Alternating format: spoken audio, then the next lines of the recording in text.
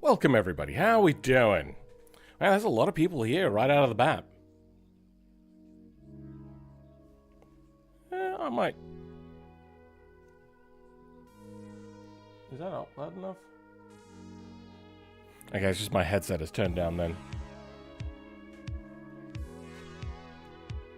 There we go. Brazil is here. Welcome from Brazil. Yes, Brazil mentioned.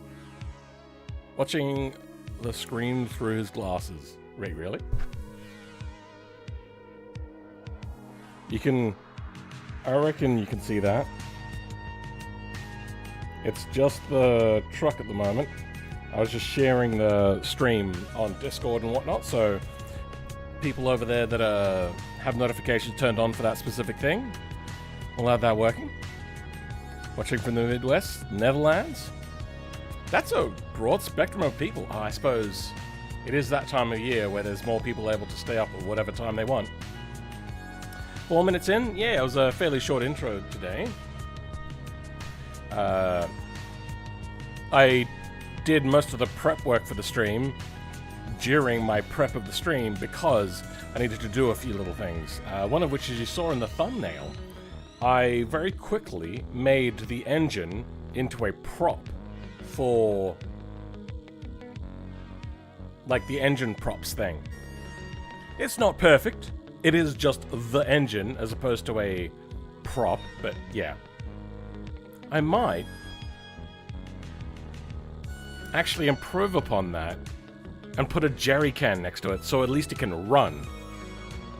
Because this engine running is one of the special things. You're too British? Sorry, British. Tuesday. Oi, Governor. Hungry here. Oh. That's a fairly rare country to be viewing from. South Australia.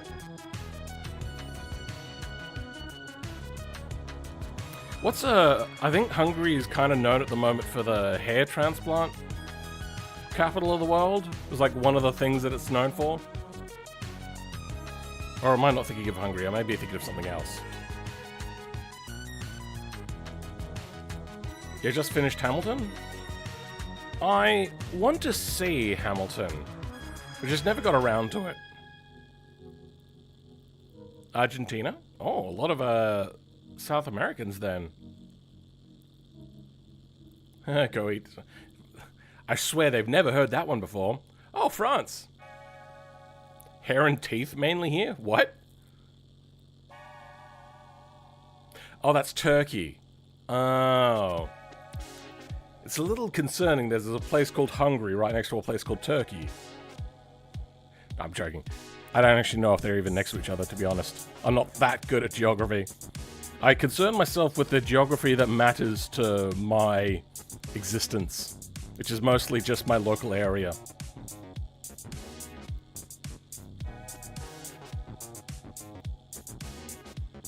Watch it. It is just the best. Hamilton? Yeah.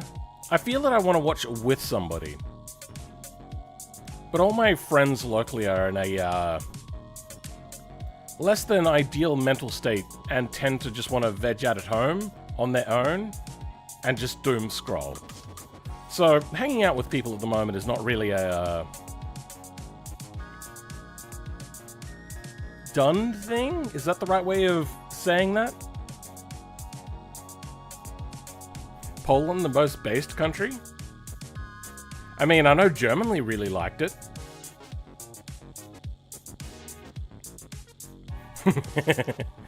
Everyone who says the Hungry Jokes is so funny and original, yeah. Norway. Create a map of the entire world. Draw South Australia. I think I'd probably just draw my local suburb. And still get most of that wrong. How do I plan to fit that into the SPR? There's a bit of a joke, that one. Just putting that out there. That was a joke. I certainly could try, but it's very unlikely. I have considered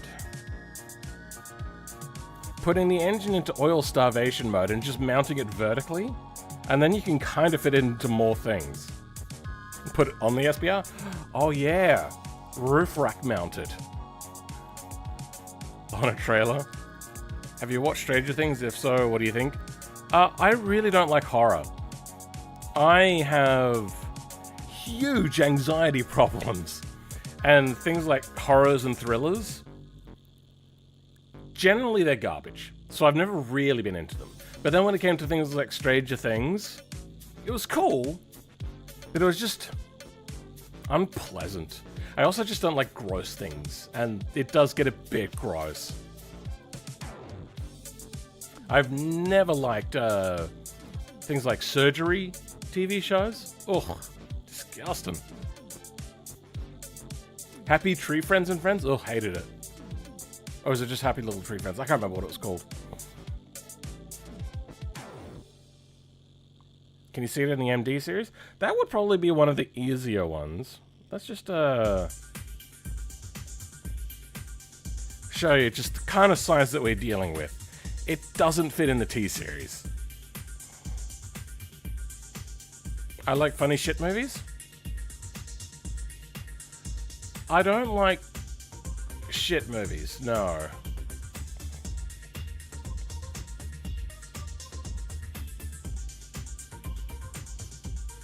Gets your blood pumping? Fair enough.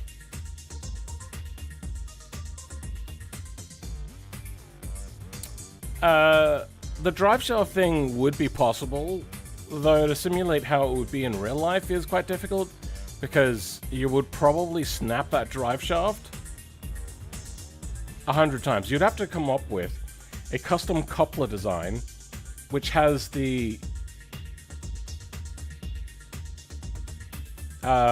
like between the vehicle and the trailer. So then the pivot point is over the middle of the drive shaft. So some sort of like a, what would you call it? What's the name of it? Oh yeah, like a gyroscope sort of thing, where one connects to one and the other connects to the other part of the gyroscope. So then that way you can pivot around the middle of the drive shaft. Otherwise, I mean, you could have just a normal telescopic drive shaft setup.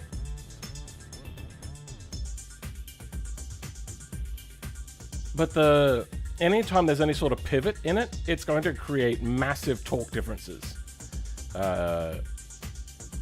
In real life, you can't just have a drive shaft willy-nilly going whichever direction to an engine, because it'll create vibrations.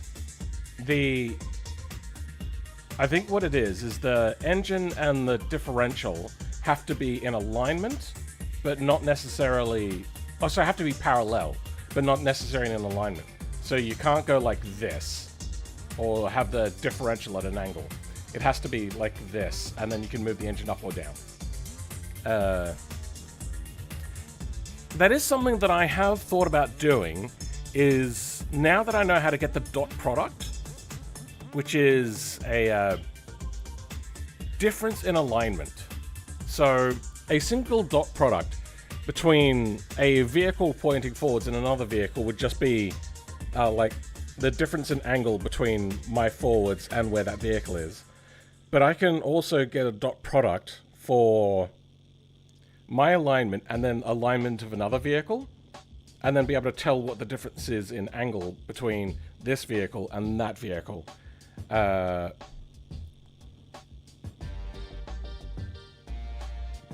not too cluey on dot products, but I know how to get it to do what I want it to do.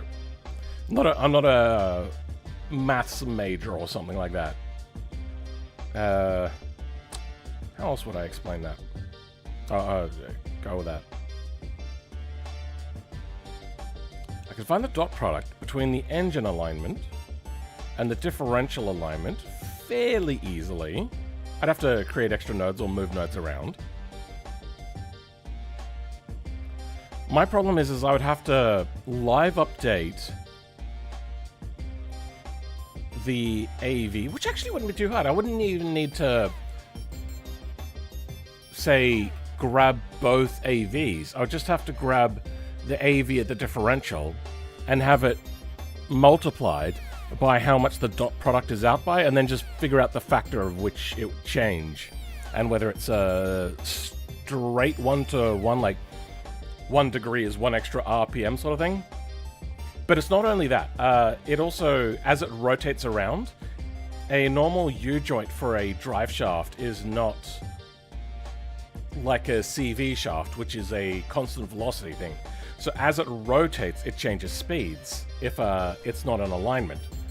But that's normally counteracted by the fact that the other engine is also in alignment. So keeping them parallel, this one will be changing RPM if the drive shaft isn't straight and at an angle at the U-joints. So if that's out, it's counteracted by how much the engine is out, which is why they have to be... Yeah. Now you can tilt the engine forwards and backwards. Some all-wheel drive cars do it slightly. Yes, but they generally will have the differential also angled. Now CV shaft is a very special sort of design, which is a lot more expensive because it's a lot more accurate. Has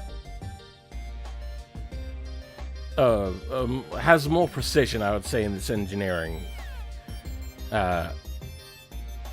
And can be more fragile. Way more as well. For equal strength, they weigh more, I believe.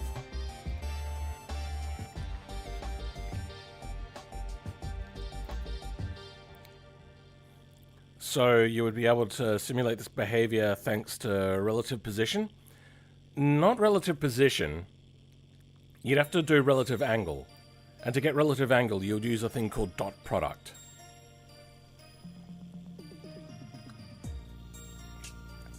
Just tuned in, this boy fits. Not sure what you're saying there. Oh. Has anybody noticed my chair today? That's my normal computer chair. I got fed up with chairs just wearing out and breaking. I'm a bigger guy.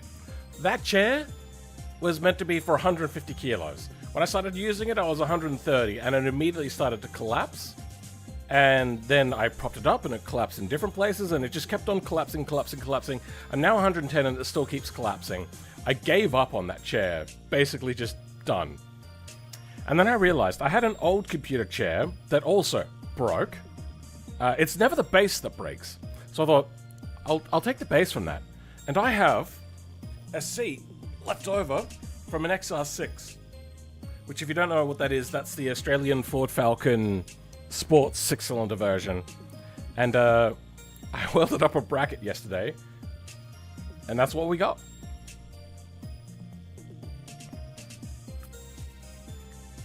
Welcome, Phillips. How's it going? Just put this engine in a Pigeon already? It's really not going to fit. I mean, I would have to do like a 90-degree thing and then mount it vertically, but it really just, it won't fit.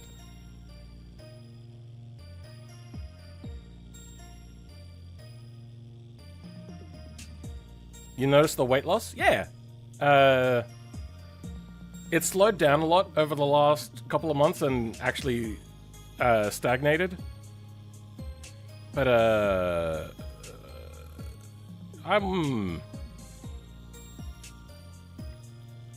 how would I say this? Developing mental tools to be able to deal with things. Because usually I'm a, what's the word for it?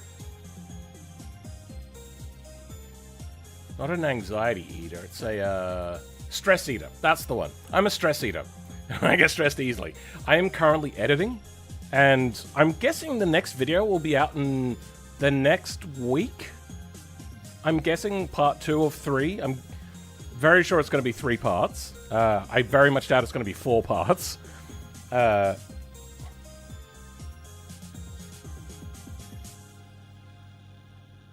And I get stressed out during editing because it's just a really monotonous job. So I've been eating a lot more, and it's been bad. How are you? Happy New Year's to you and the chat. Welcome. I'm doing okay. For the Pigeon, you could put it on the bed, but think about the widgeon and the Wydra. The problem with putting it in the bed of the Pigeon is you would be massively overweight in the rear. So let's have a quick look at... Oh, no, hold on. The Piggion.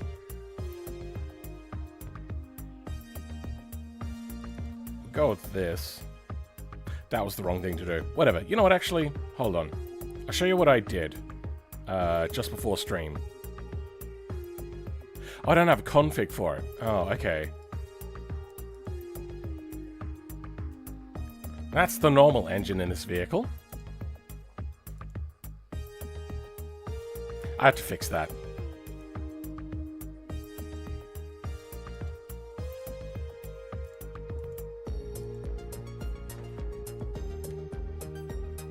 Okay. It really is. Actually, you know what? Where does it spawn if I, Okay.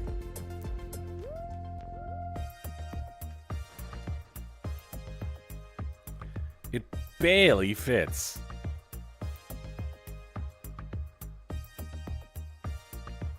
And absolutely crushes it.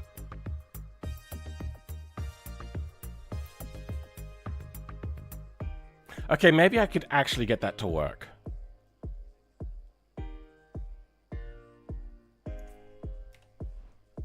Let's go with... Is there like a super rear suspension? I suppose there is the D series rear axle. And then we'll go smaller tires. Or wheels and tires. Actually, can I just get smaller tires? Here we go, 45.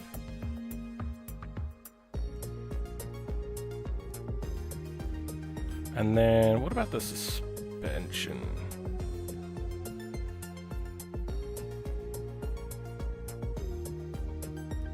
Heavy duty recoil overs?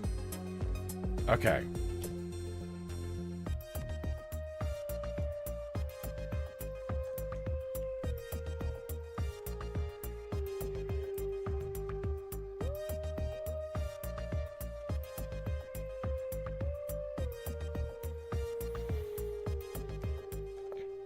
Damn it.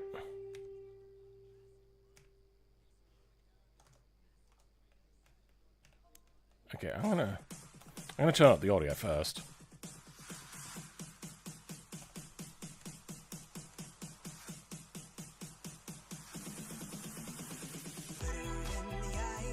That'll do.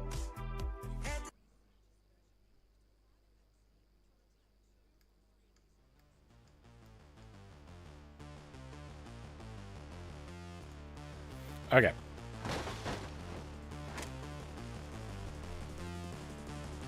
Now, if I was to take out the standard engine, I feel that this thing would just flip backwards.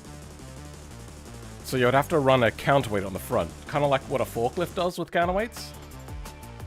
Let's have a quick look. I want to show you guys. The mod is released publicly in its current state, by the way. Well, almost current. I just did that small little change.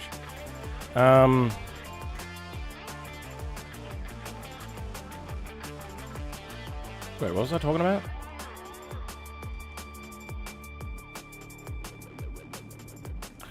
Fork, lift, counterbalance.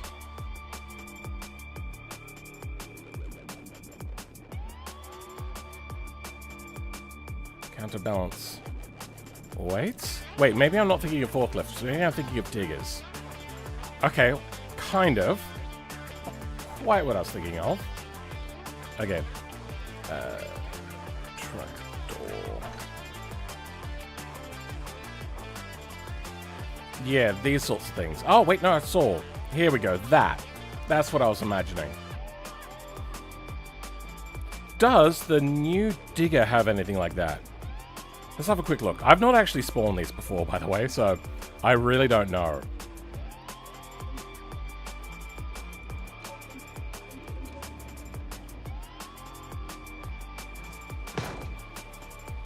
Wow, you are very unhappy, huh?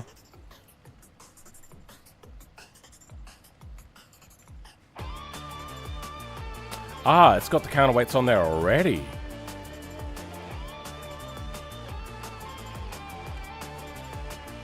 Underbody counterweights? Ah. 6 tons.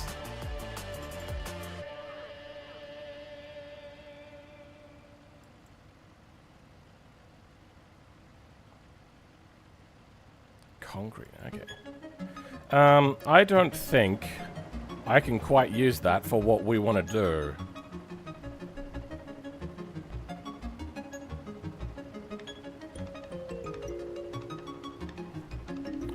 What else would have counterweights?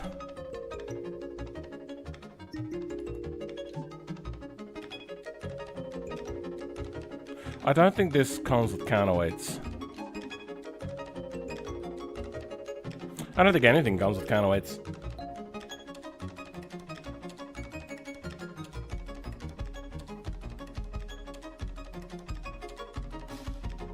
They could have a T-Series bash bar?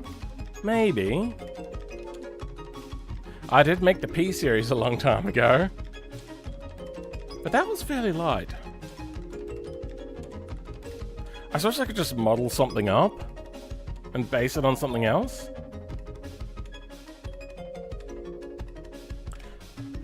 Wait a second. Let's, That's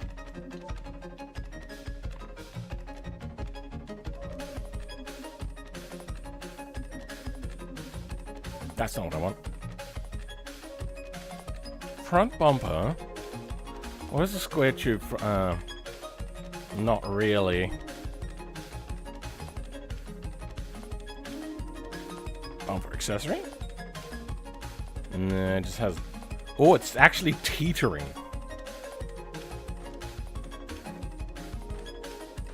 I thought it was teetering. Wait, hold on. How heavy are these lights? What the hell?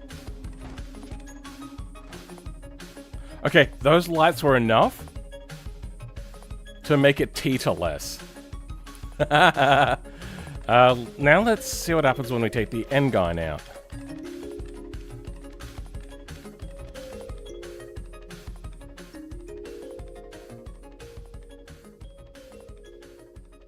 Yeah.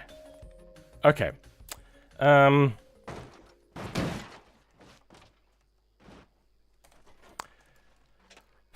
How?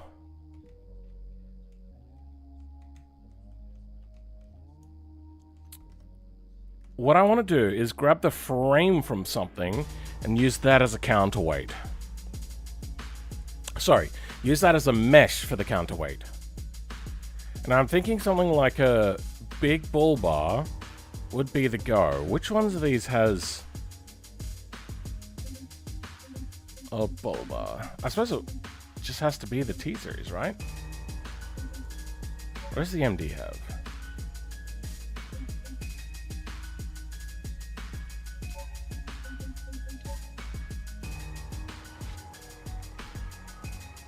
Okay. I think we could use that. I wish it was like a more public material though. I'd have to rip that. And I don't wanna.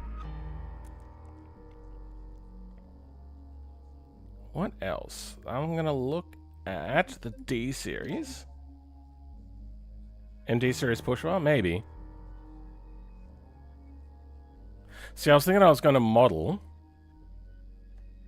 something like this, but a little more rudimentary, so then I don't have to try so hard.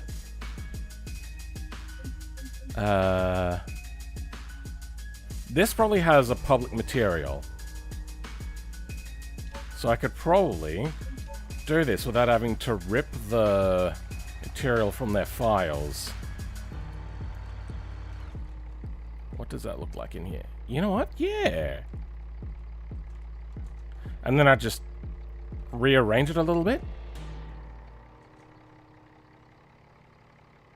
Okay, yeah. I think we'll do that. Okay.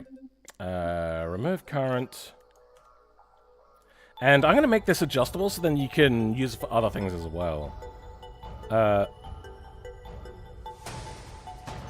Let's start with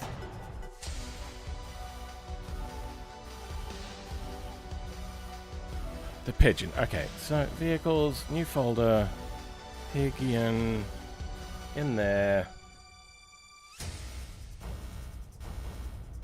New file, Pigeon, for 360.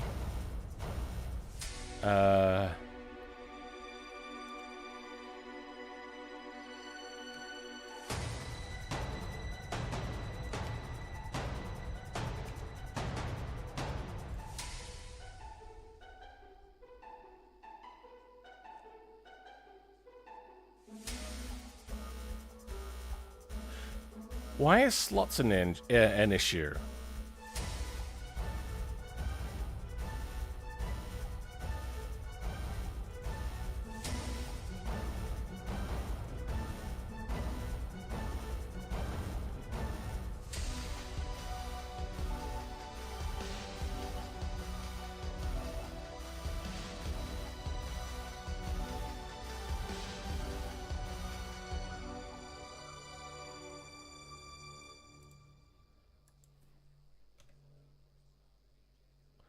Huh. Alright.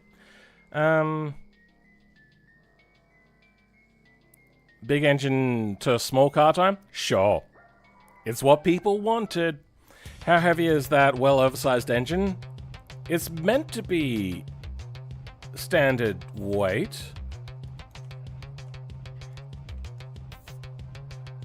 Uh, 1,800 kilos. Which is getting close to 2 tons. In pounds, that's 4,000 pounds, I think. About the weight of a large car, small SUV, or medium SUV.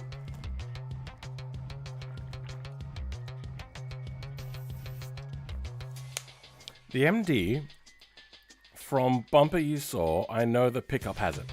Not quite what I was going for, but let's grab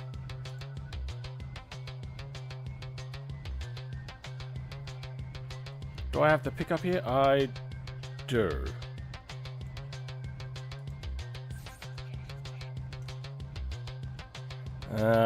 Yeah, it does have it, but that's not what I'm looking for. Yeah. I could use the frame itself.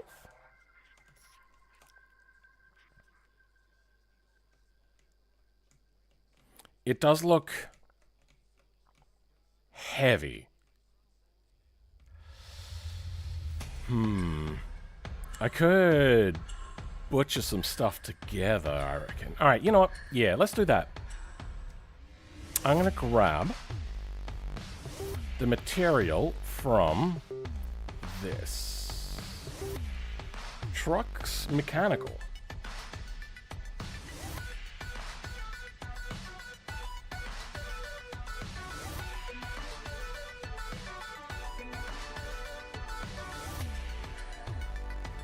Trucks Mechanical. You know what?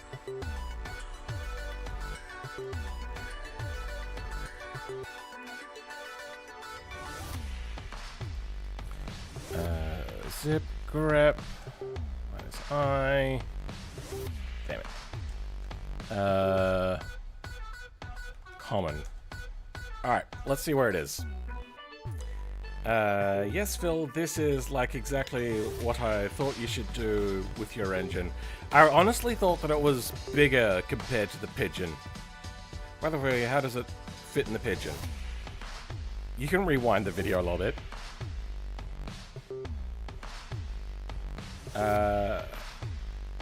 Pickup common.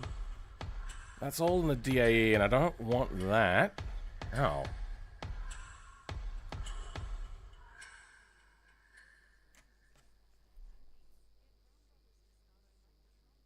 Oh, that sucks. Oh, it's not done yet. I hope that we can find the materials file, and I hope that it's in common. But since the fact that it just says trucks, there it is, found it. Vehicle common main materials, Jason. All right. Main materials. Okay. Then, I'm just going to work with the normal map to start with. Common Trucks Mechanical Normal.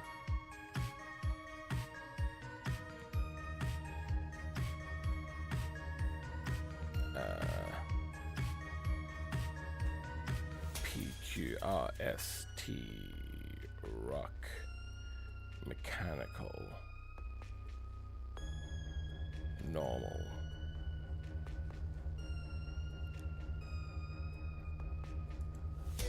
I need map maps.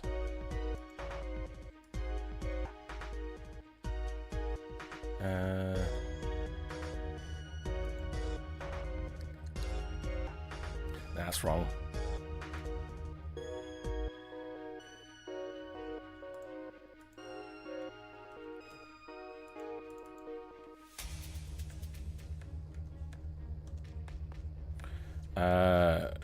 Truck chassis.jpg.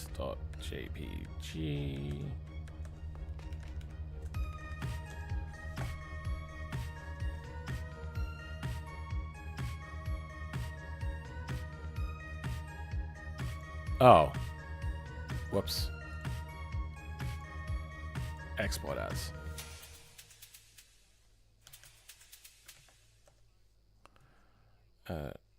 Trucks.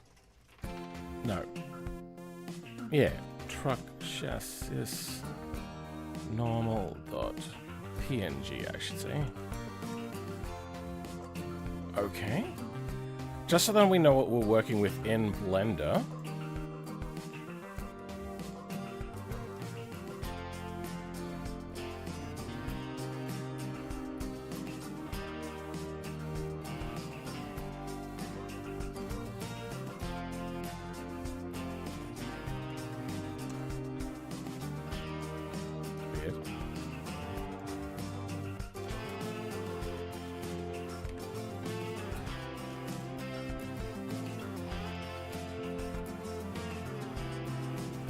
Okay.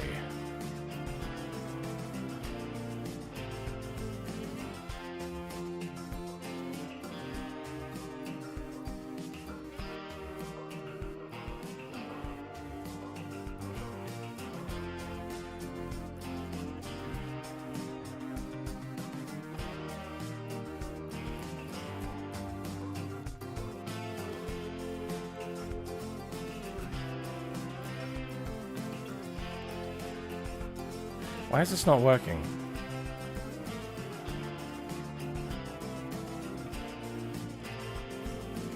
It wasn't fully exported yet. That's what the problem was. Okay.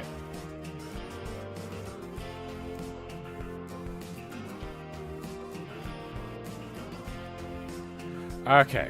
This is the sort of stuff that we have to work with. It's got lovely little rust pitting, but if we have a look at the chassis, it has lovely things like weld seams and stuff, got some bolts in there. We'll fill in the inside. I won't have the holes. Let me quickly show you what I mean.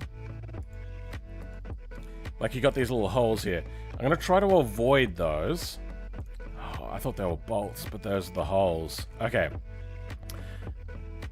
Gonna have to avoid those. Can I invert this? Because that's clearly not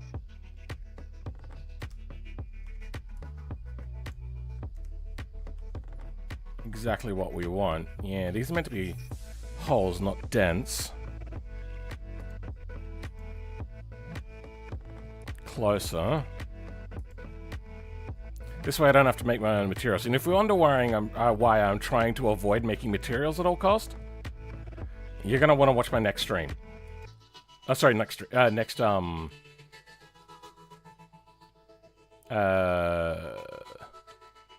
you call it? Next video. My brain is really failing me, huh? 1.810s. How much liters of displacement? Wait, how much liters of displacement? Oh, I think it's like 87, I think? 87 liters? This is, okay, if you don't know what this is the R4 360 by Pratt & Whitney. It's an old engine.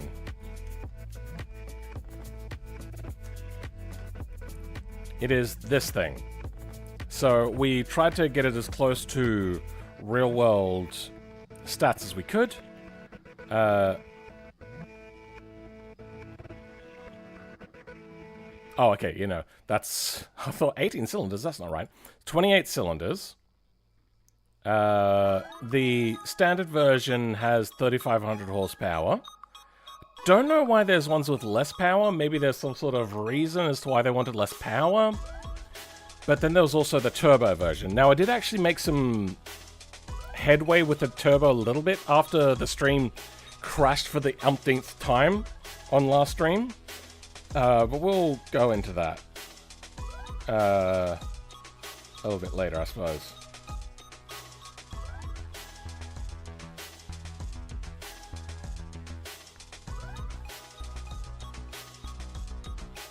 28 cylinder, supercharged air-cooled 4-row radial engine. Dry weight. Oh, I am overweight. But I suppose that's dry weight. We could include the oil, but I feel that it's not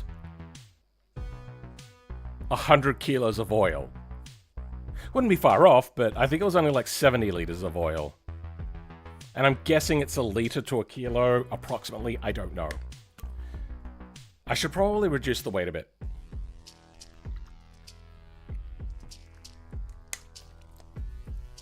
Valve drain. I was looking for something else, but I can't remember what it was. Displacement, that's right. 71 liters. Okay, I was off.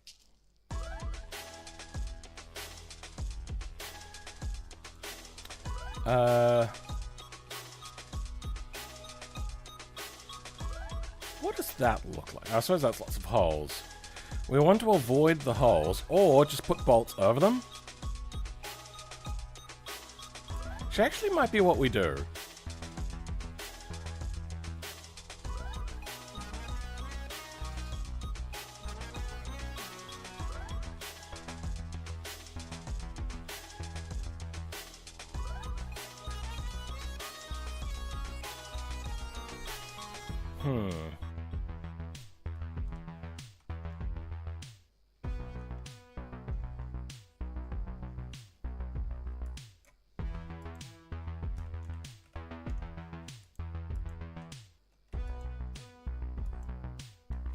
Don't care about you.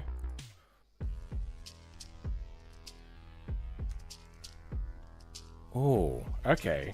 This looks like we could chunk it out a bit. Let's bring up a version that has the upfit on the back. Or the... I think that's meant to be fifth wheel, right? Nope, that's not a fifth wheel. That's a gooseneck.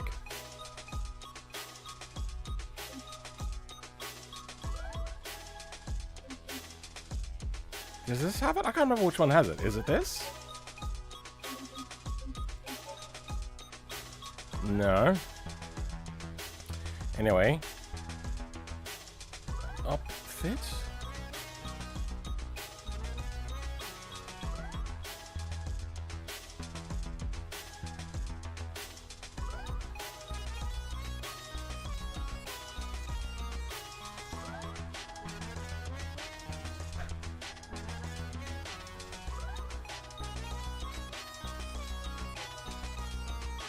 That's not... Oh. That is ginormous. I didn't realize how big that was. What's a cargo box? No.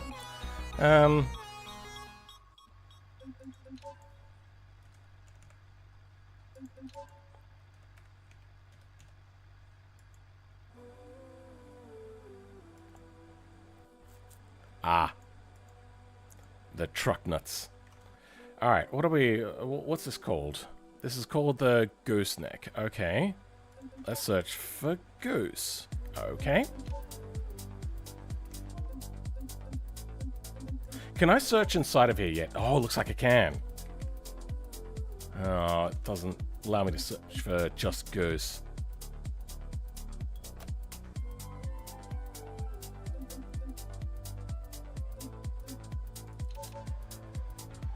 There we go. That's the one. Okay, let's have a look on the inside here.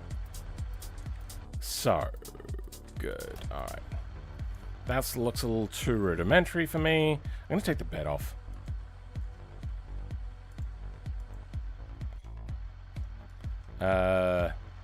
Oh, it's a part of the bed? Oh.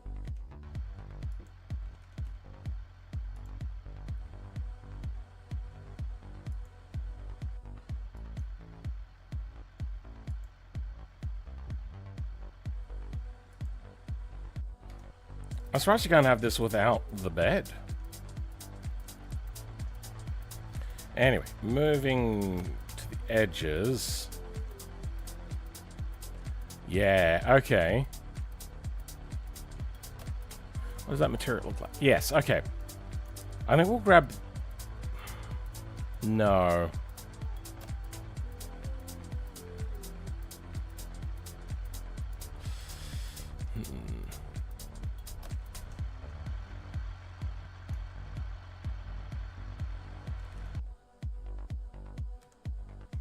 I have a plan. I'm going to take front part of this, because it looks nice and welded up and everything, and then cap off the ends. So, Control... Nope, that was the wrong thing. Control C. New Blender. This is fairly straight in the middle here. Oh, it didn't grab the material stuff, did it? It did.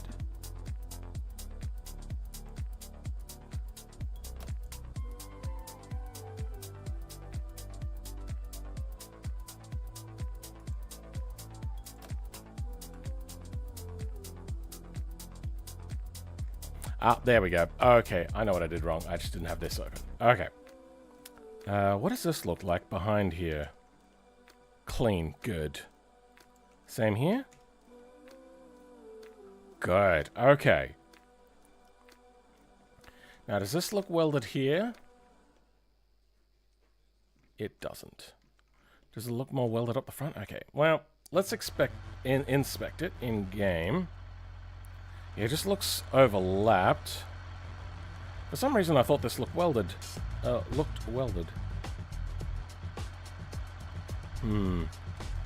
That, like, join area? That's very rudimentary.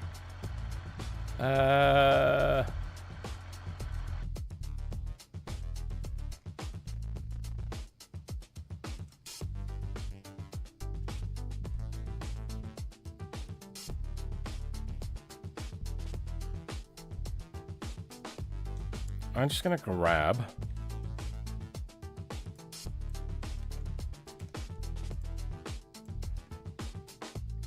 this.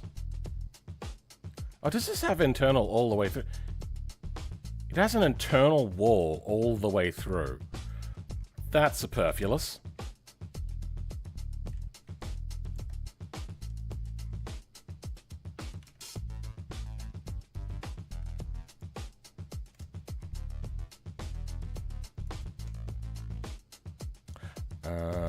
Okay. Don't need you, don't need you, don't need either of you.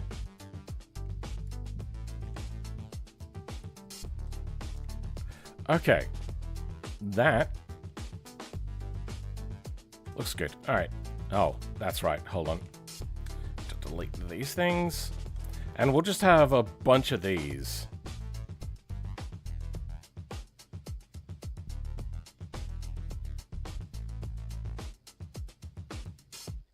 Whatever. I was thinking there for a second that this could be a problem with it looking repetitive.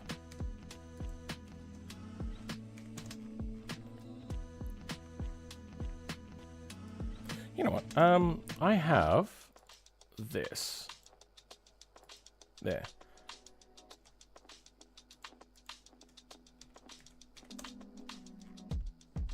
Getting them into alignment.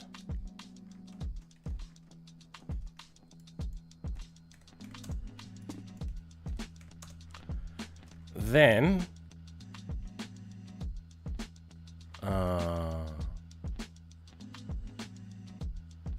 actually I wanted those end caps, didn't. Okay, you know what? Let's undo a bunch. Okay. Instead, what we're going to do is we're going to duplicate this, make it its own parent. I knew I should have done that.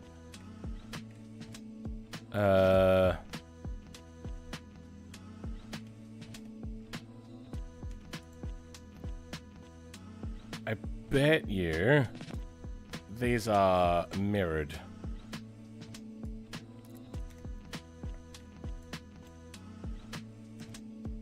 So you're there. Yeah, these are then.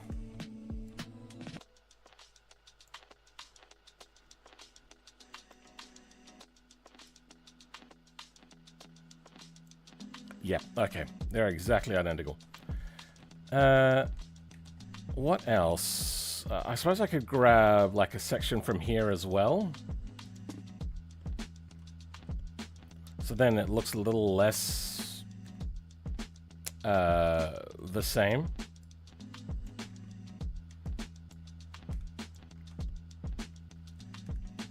And then we can just intersperse them a little bit.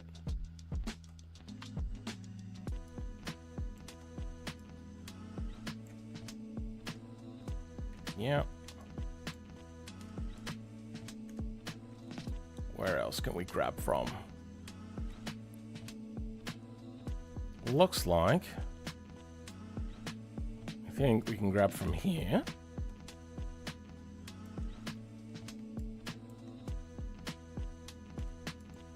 And then we'll just shrink them to size. We'll stretch them to size, depending on what we need.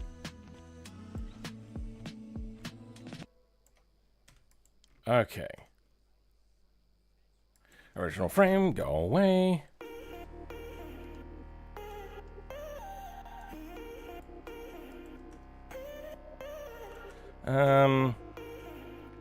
Object. Geometry to origin. Get these to be in alignment.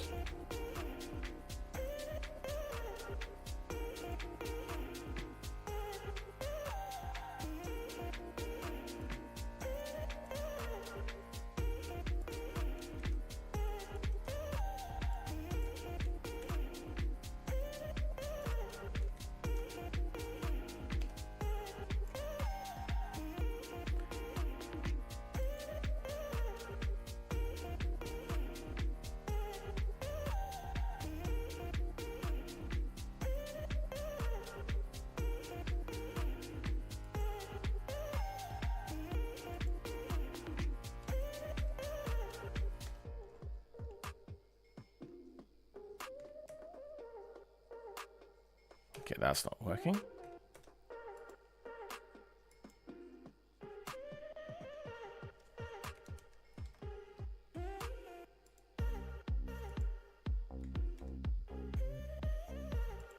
No, that's not how that works either.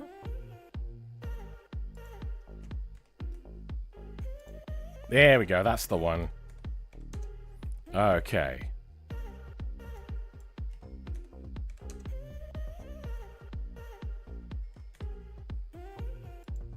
There we go.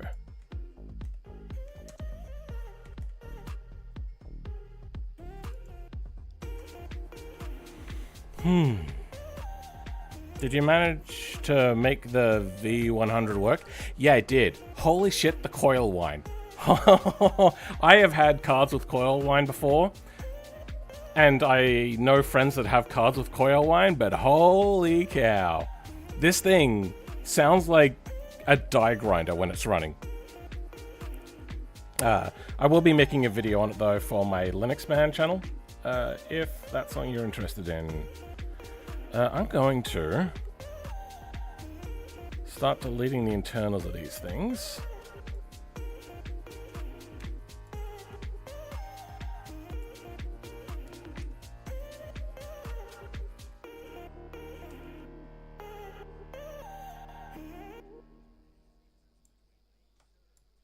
That's correct, right? Oh, no, I don't want to do that for this.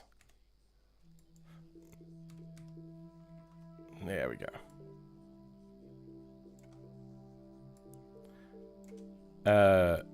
Surprisingly, works without a hitch, despite what some people would have you believe.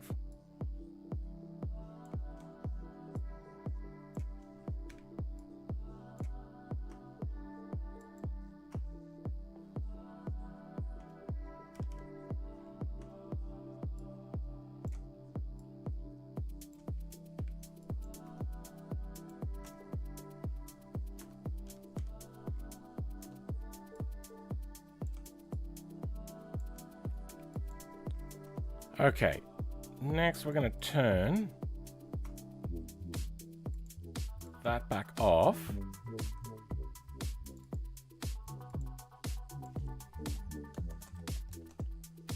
That's for this, right? Yeah, it is. Okay, good. Now.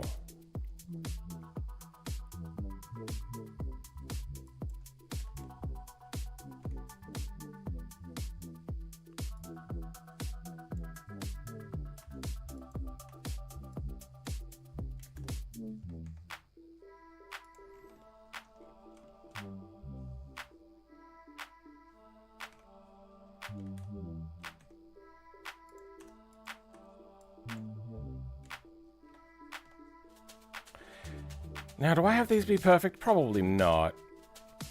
But I will at least close up the gaps.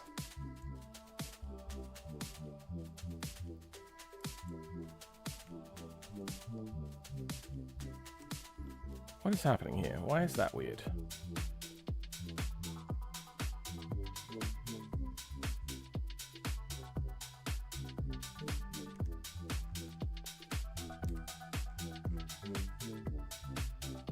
I don't know.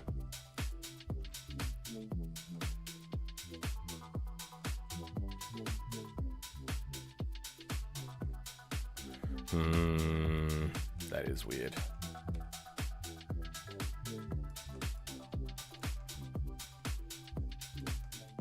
Oh, I wasn't meant to merge them, was I? Whatever.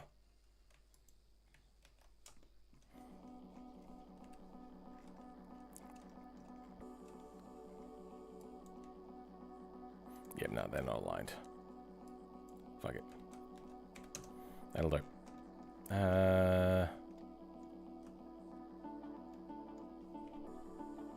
Next.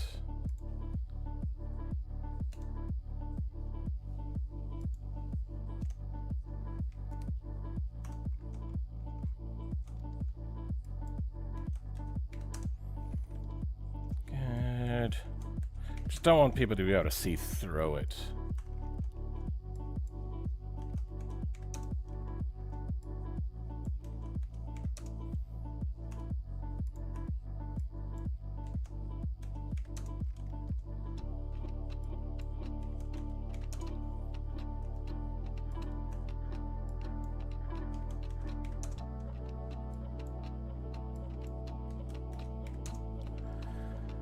Okay, then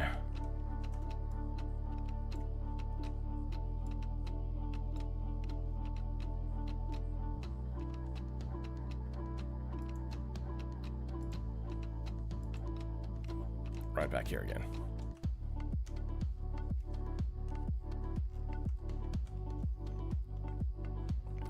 Oh dear. Oh, some of these actually have the bolt holes on them. We're gonna have to fix that.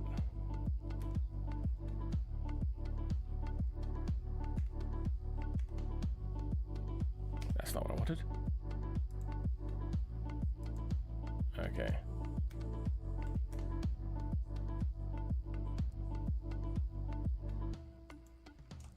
Okay. Don't want it to be perfect. All right. What are you? Oh, on the bottom, huh? We'll face that in towards the vehicle. All right.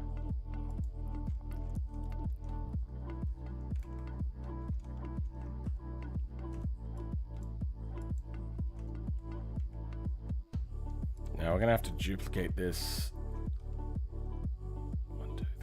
5 times.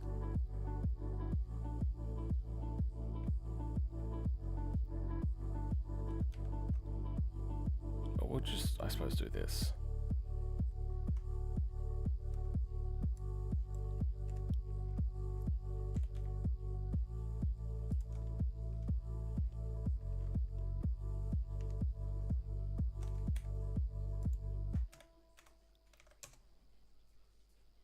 Okay.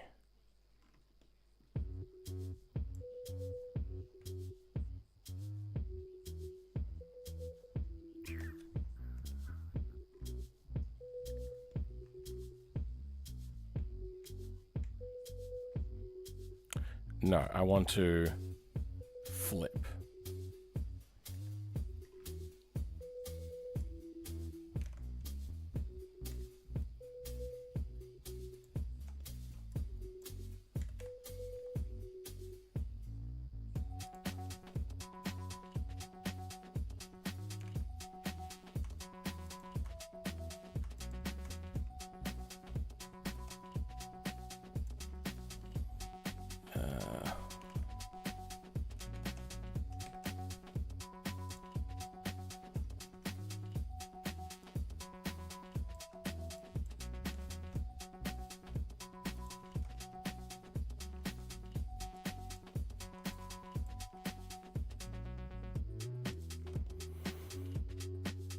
Okay.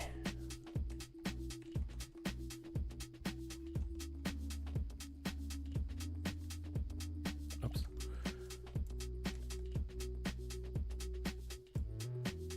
We are going to bring them all into alignment. I just realized that it's just going to make my life a lot easier to do it that way.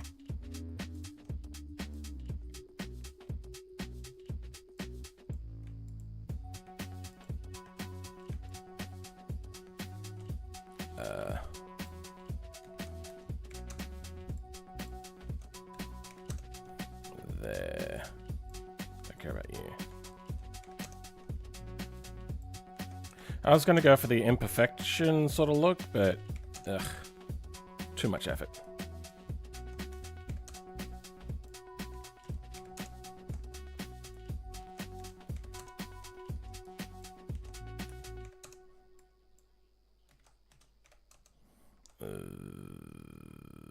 There we go.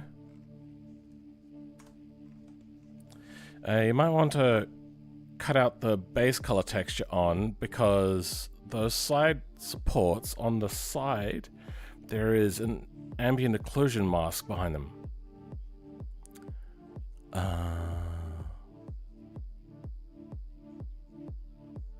Been fan for a long time, but I have to say that you make it look so easy.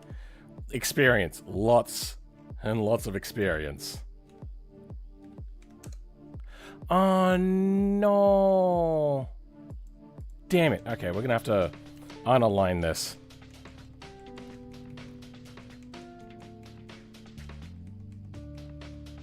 Yeah, okay, well that's all we got there.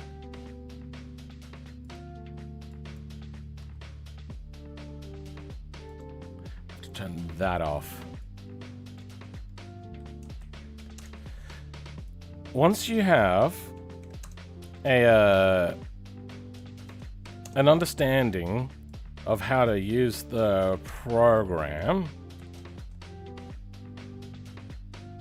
you can then look at ways of optimizing your workflow. So what I'm doing at the moment is I'm grabbing all of these nodes that are in this alignment after being in the front view, which you can access via numpad or use this. Then I'm going to scale, but I don't want to scale everything down into one point. I want it to scale only in this axis, which, if we have a look from here, go Shift Y, you can increase it or you could decrease the size along that scale. But if I just go S, Shift Y, 0, brings everything in alignment along that Y axis, which is the same Y that's here.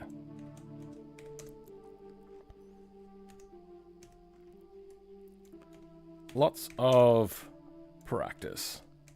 Most of these are learnt from making mistakes as well.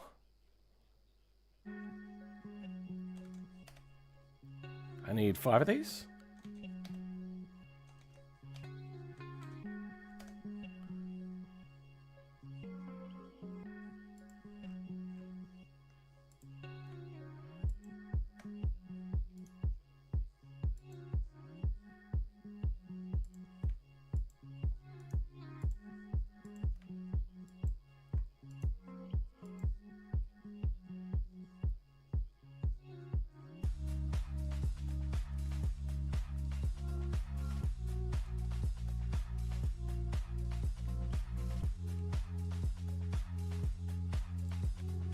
Yep, no, that's correct. Then yeah, and yeah, join. Okay. Good. One has it. You have it. You have it. You have it. You have it. Okay. Good. Now I'm going to open up a new blender, and this will have the pigeon in it, so I can align it. That's not what I want. I want 3D ref.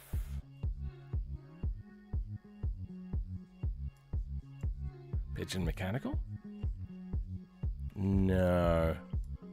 Pigeon DAE. That's the one.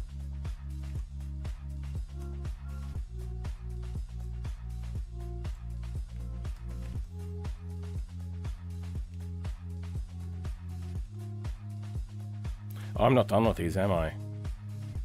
Well, for now, we could just test.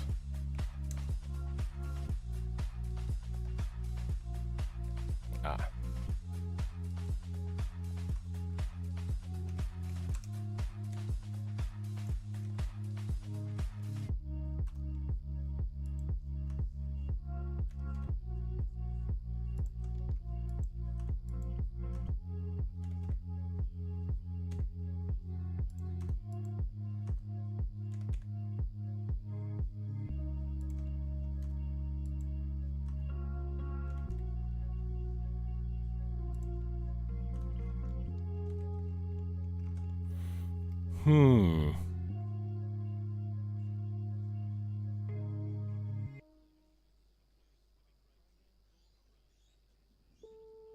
Yeah. Maybe. Then we're gonna have to do some resetting with normals, I think, but I want to put in end caps. What happened?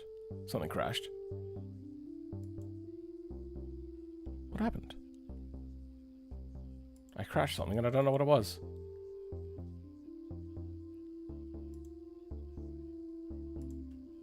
Let's bring back...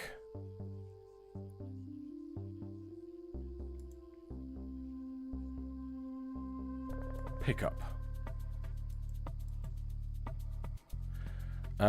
What?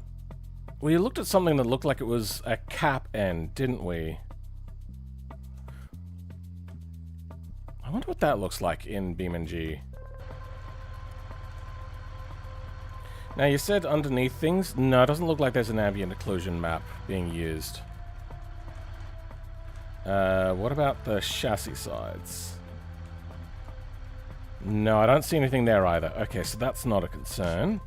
We have a tow bar, and that is just a fake hole. Okay, that's no good for us. Looking for a capped end. Nothing.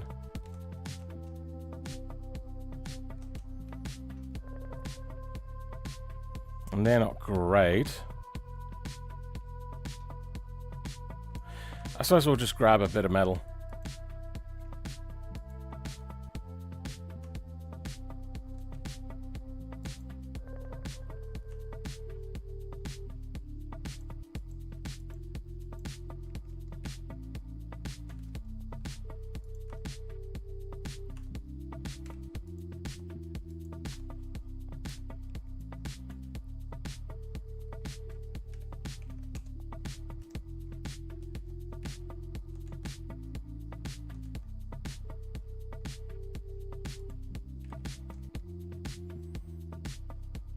No, maybe I do want that.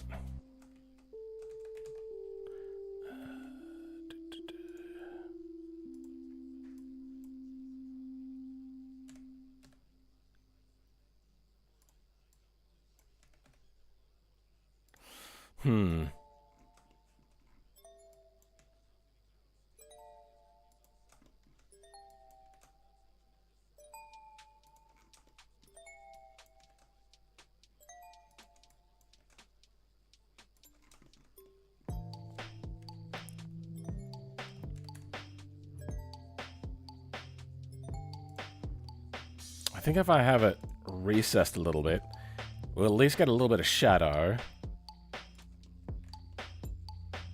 We'll see how that goes.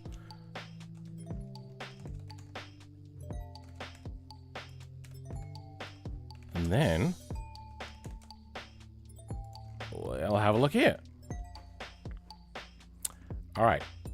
We need...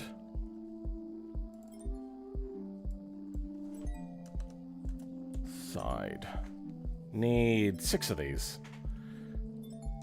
2, 3, 4, 5, 6. Okay.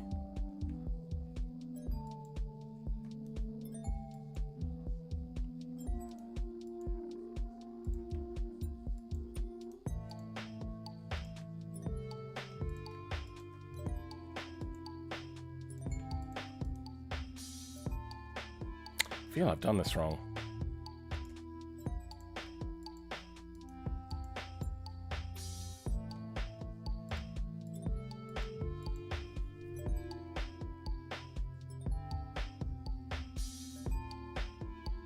Good. What? Okay, that's got it. That's got it. That's got it. That's got it. That's got it. Did I make an extra by accident?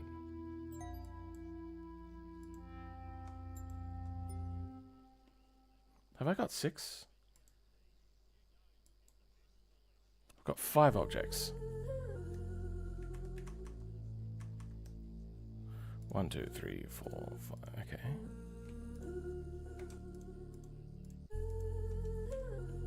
Huh. Well, okay, that's correct. Weird.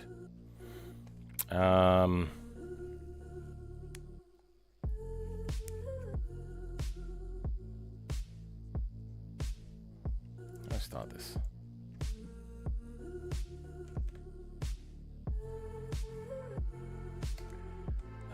Let's find the width.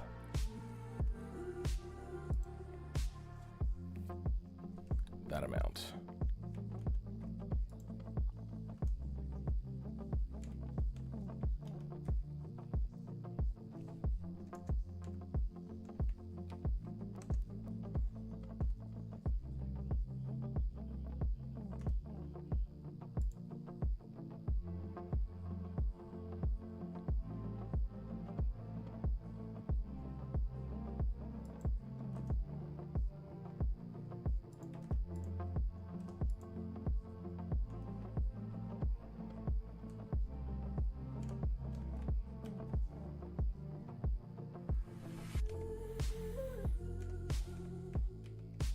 Yeah, okay, that doesn't work.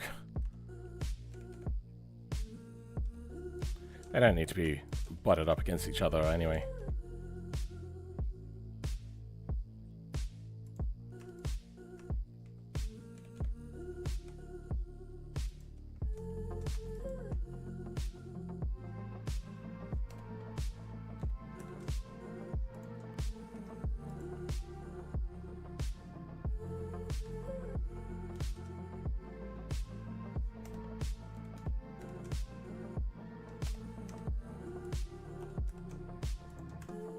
Okay.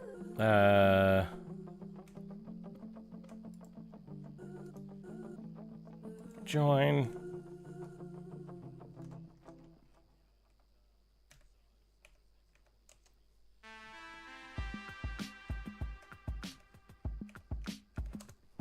There we go.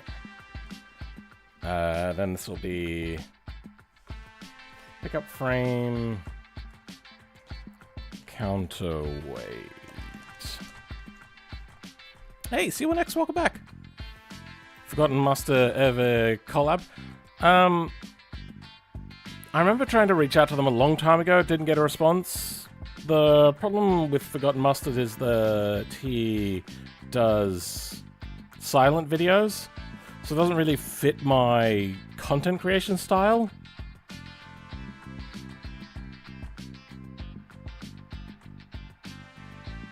I made an XC archive that, when extracted, will exceed the Windows NTFS file path lengths.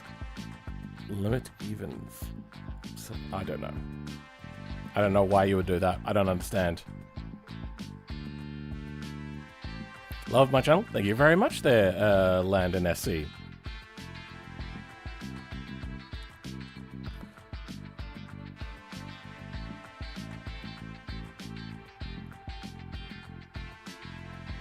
Got any resources for someone who's just getting into BeamNG modding? I have a video on JBeam editing.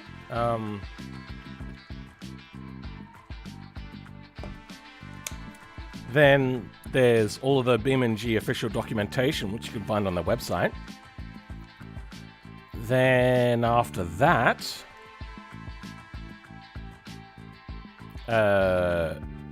just get the add-ons for things. So there's an official JBeam. Nope, down here. So get the JBeam plugins for Blender. Either use an older version of Blender or get a modified version that still has DAE supported. Then in VS Code, get the JBeam editor plugin. It's basically the only stuff that I would really suggest. Everything else should be fine.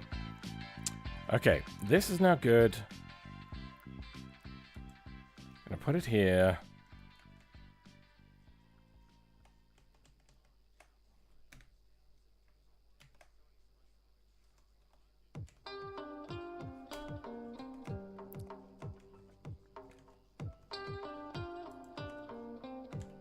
Okay. Just fits in there. And we'll make it look like it's bolted onto this. Then I'm going to make them rattly and shaky. So this is pick up frame counterweight.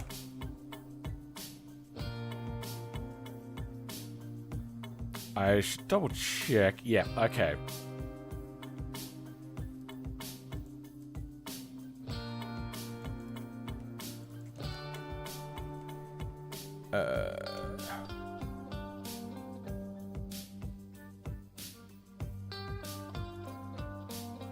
Put this into the pigeon.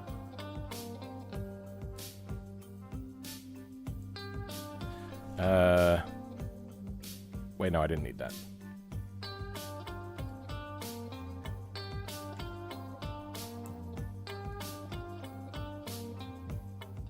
Whatever. Can I hit delete on that? I can. Selected only. Vehicles, pigeon, pick up, frame, counterweight, DAE.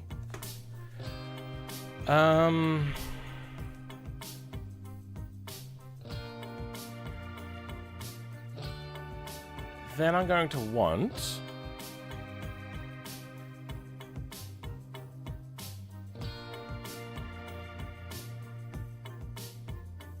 to make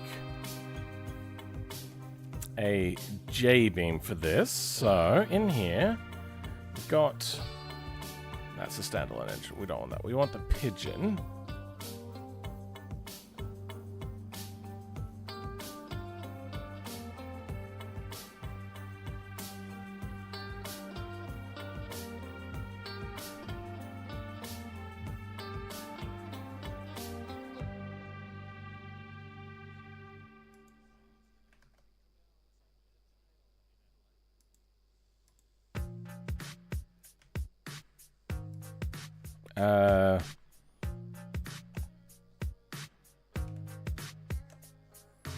What was the nomenclature been? R4360. Okay. R4360 mount.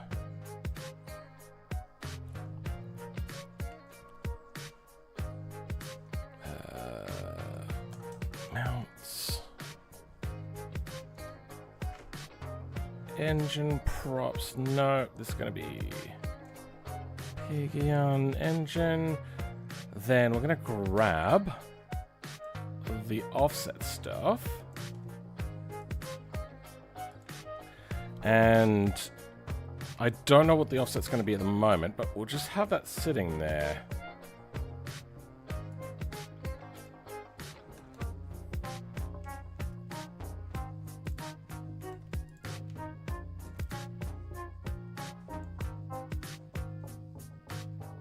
I'm also thinking I'm going to rearrange this to take this out of common.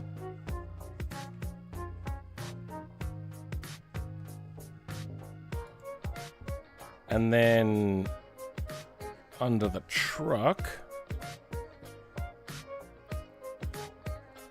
new file, 4360 mounts.jbeam.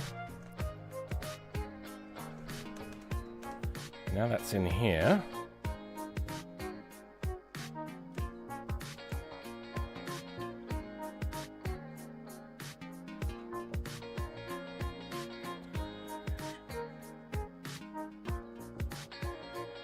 Don't care about you. You know what? I'm going to make my life a little bit easier. Pigeon mount.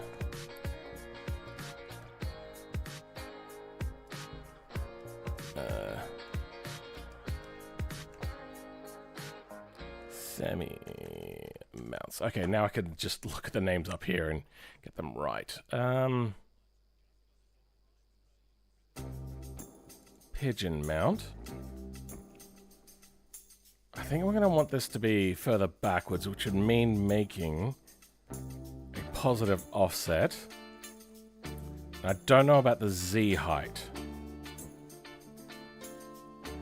but let's give her a try.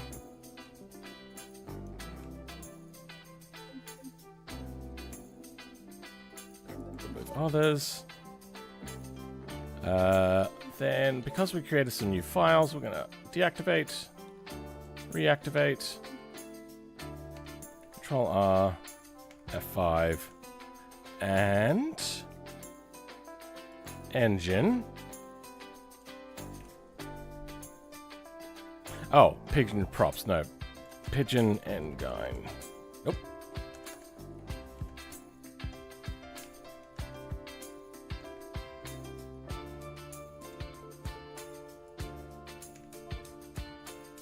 Wrong way.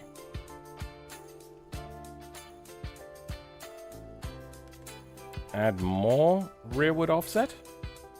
Okay.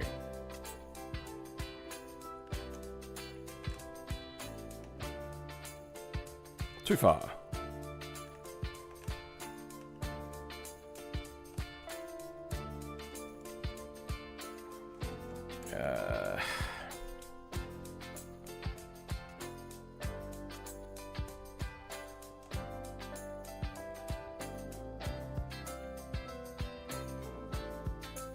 Do I... What's it like if I take the bed off?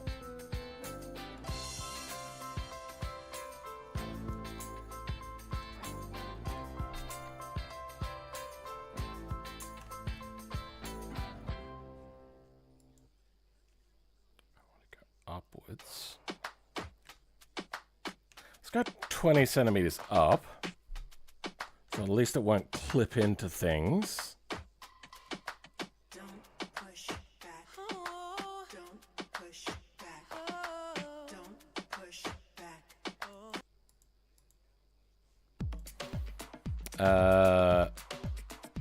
So, do I have it set about yay height?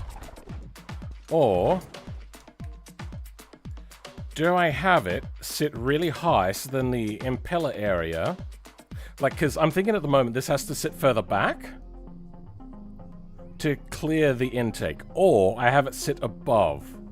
And I really don't know, because I think both of them are terrible, terrible ideas. Let's go with a pole. Engine offset. Further back. Over cab. And if it goes over cab, we can shift it forwards just a little bit more.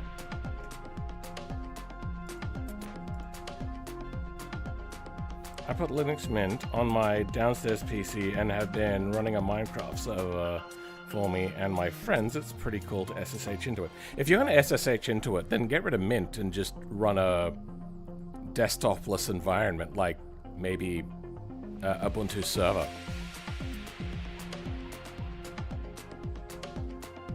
How's the power meant to get to the wheels? We're going to run the same adapter that was in the T series, which will go down here, and then we'll run a drive shaft forwards. So no matter where it sits, we can make that work.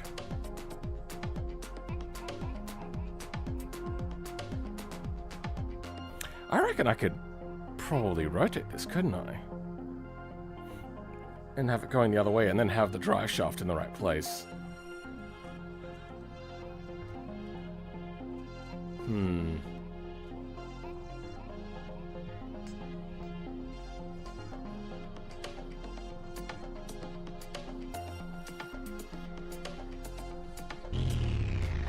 I have an idea. This is something I've been thinking about for a while.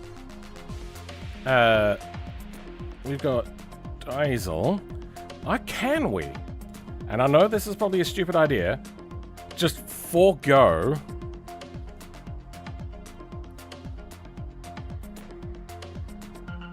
Do they call it gas? Gasoline?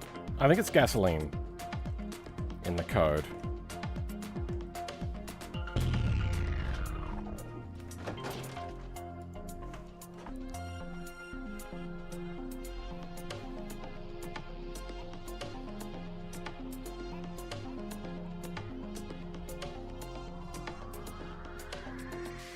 Weird. I'm just going to clear that and go again. Okay. Why is it telling me there's a gooseneck error?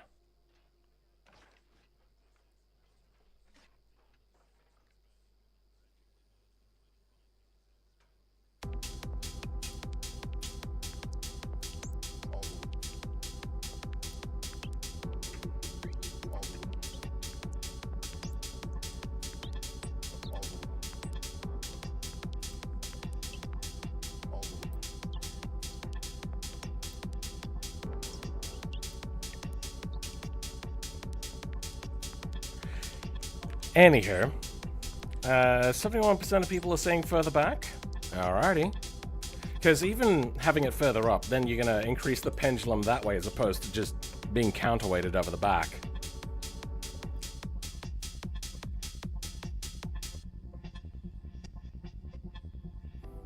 I don't know the music, man. I just put on a playlist.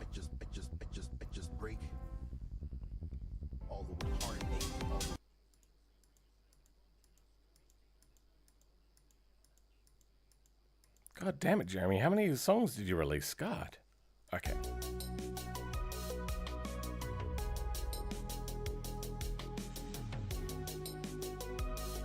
So the engine just sits there and tries power to the wheels. I explained it. Hopefully, maybe you understood. Who knows? What in the previous... yeah.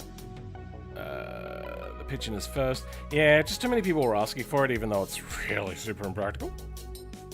But then again, it's impractical and everything. Overcap offers better weight distribution.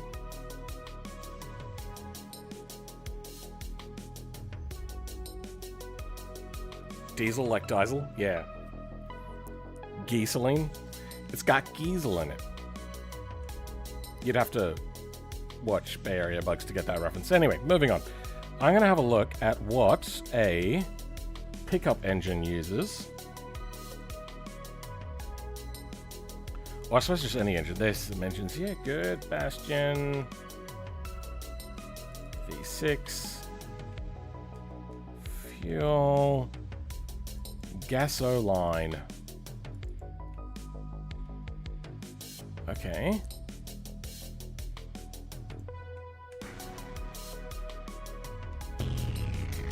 Okay, it doesn't like that.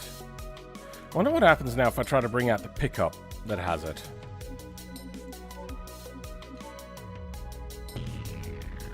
Okay, now it breaks all of the fuels to have it this way.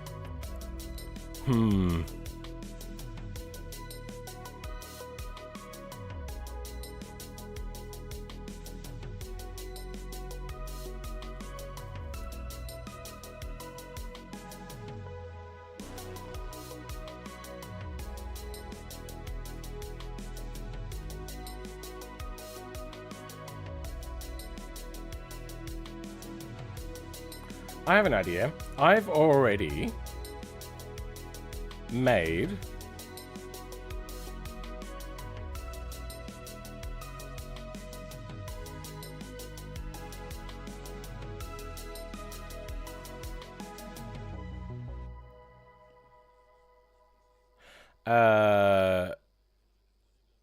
the controller for this, I wonder if I can change out fuel type? Update fuel usage. Has fuel false.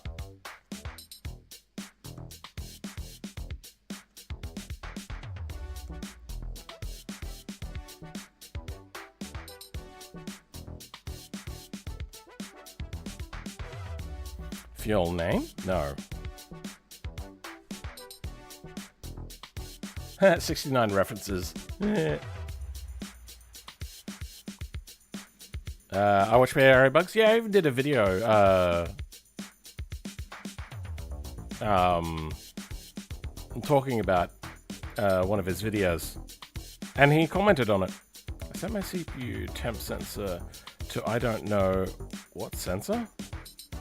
I have B-top screenshot with my CPU at 4,000 degrees Celsius. That doesn't sound right.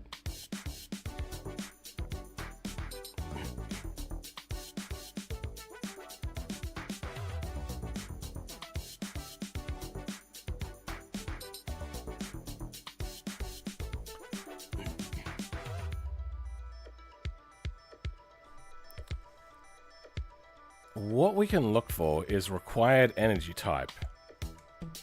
There we go.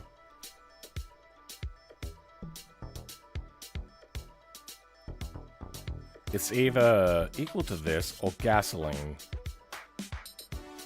Then energy storage.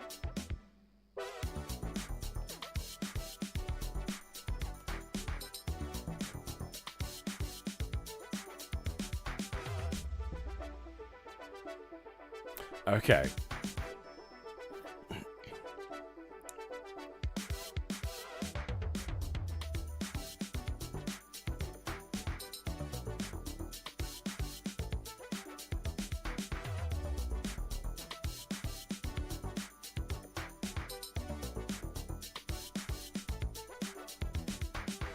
I suppose I could pass the energy storage as like a table. Because I don't want people to put batteries in and have it running, but I suppose...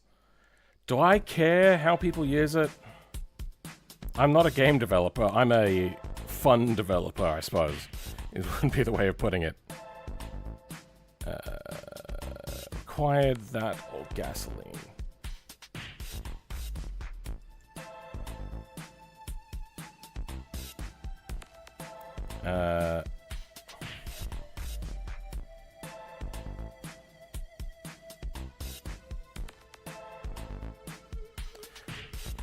It is going to be a table. For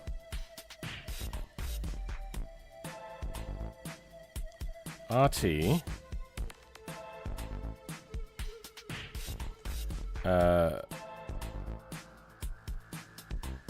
T in pairs,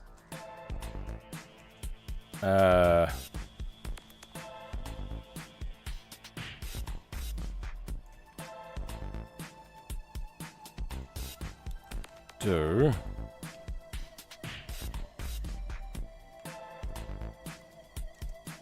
and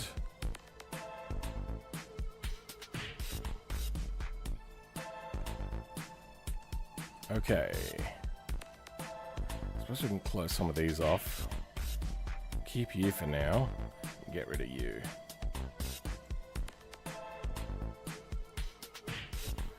Then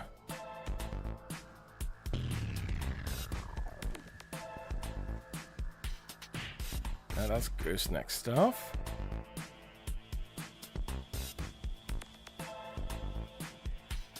Okay about that. I don't know why the gooseneck is still happening.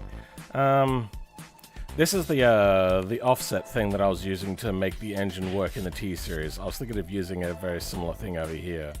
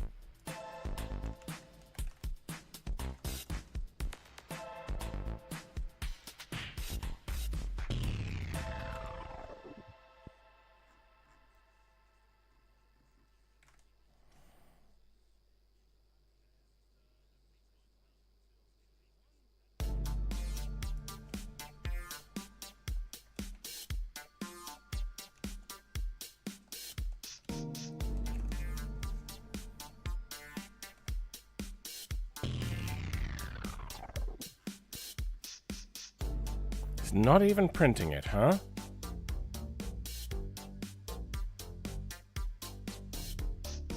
I have an idea. I know what to do.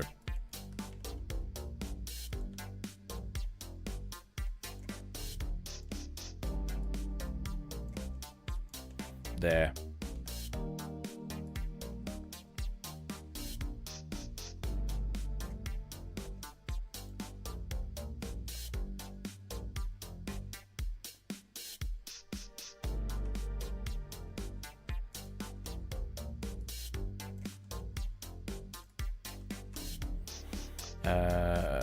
Don't need you.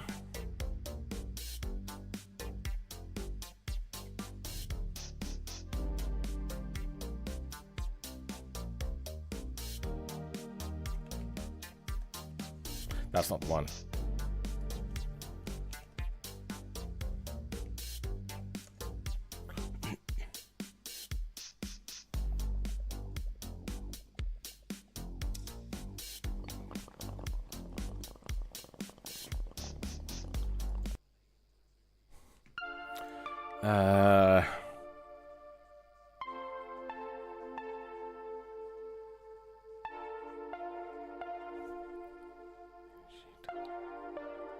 I've got a Boolean check in there.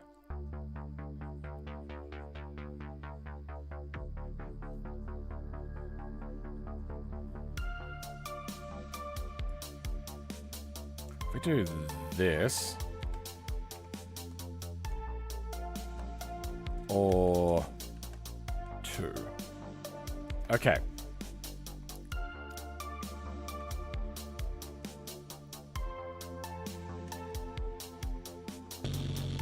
There we go. And then you.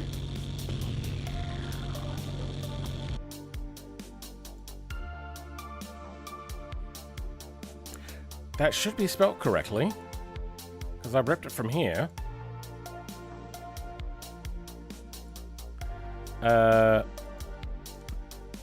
Print.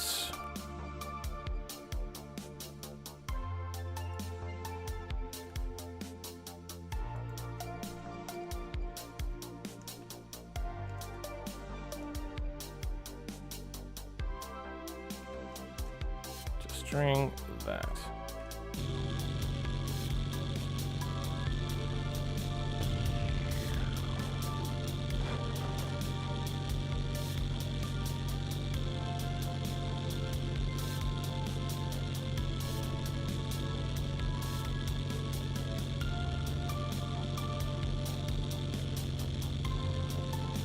Why is print not working?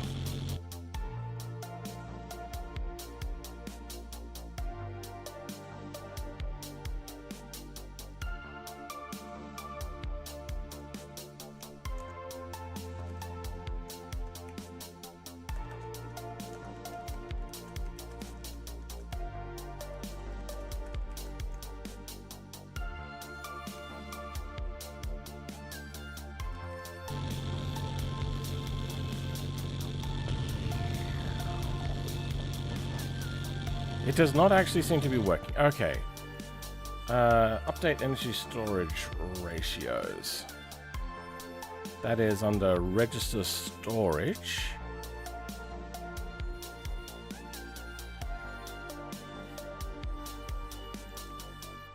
But it's also under device.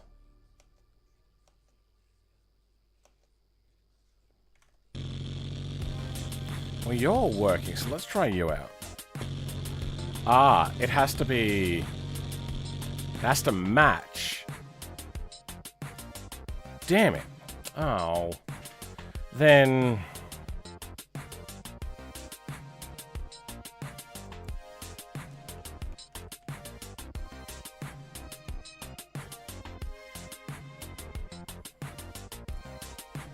Wait, what were the other things that we're printing? Ah. Oh, it's saying that that's nil, so it's not even passing this information through the J-beam.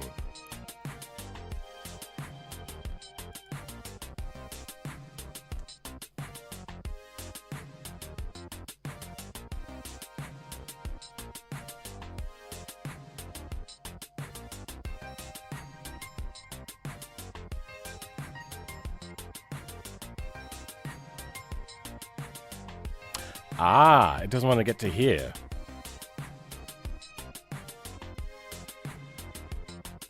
Storage energy type is equal to device required type.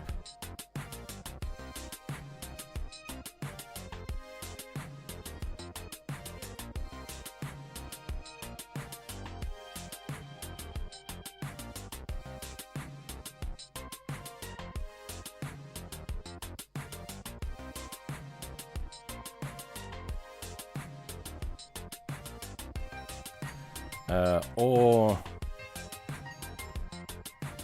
Okay.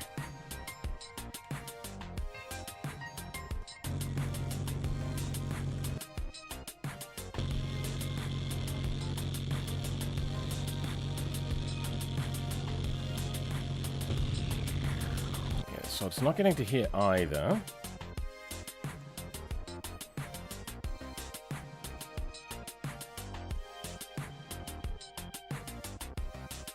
I think I just don't care.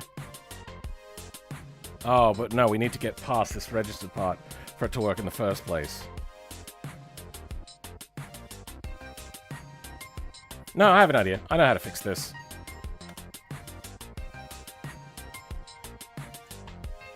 I'm gonna undo a whole bunch of stuff.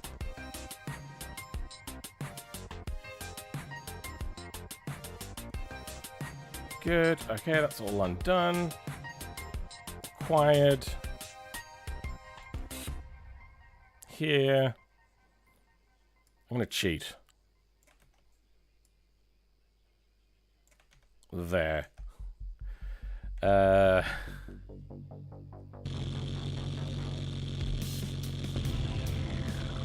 doesn't work? That breaks it? Ah. Energy type. Oh. Energy type.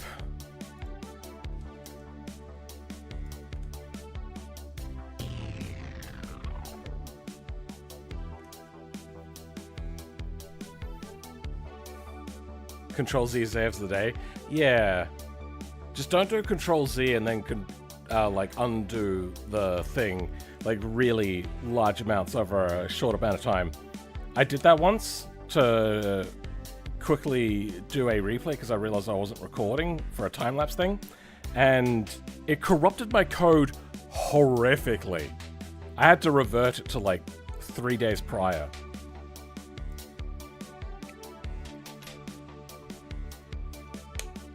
I'm full, man. Nice.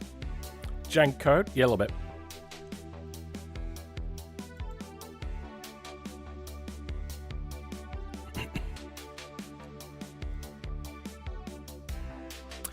Storage energy type.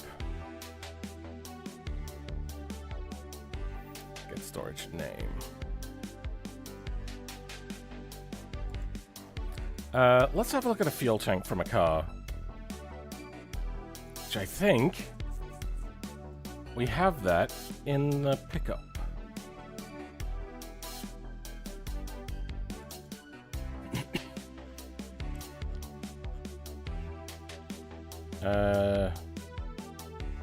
Fuel tank. Energy type.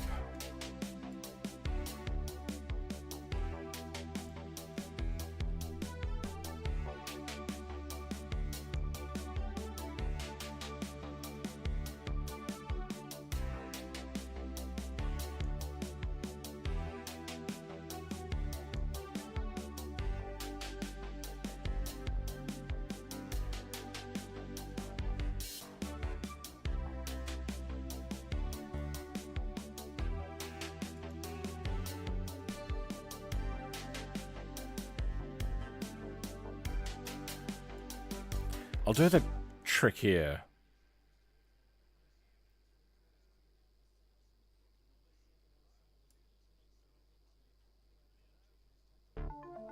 There, done.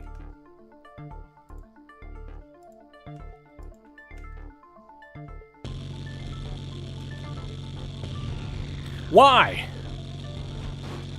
Why must you be like this?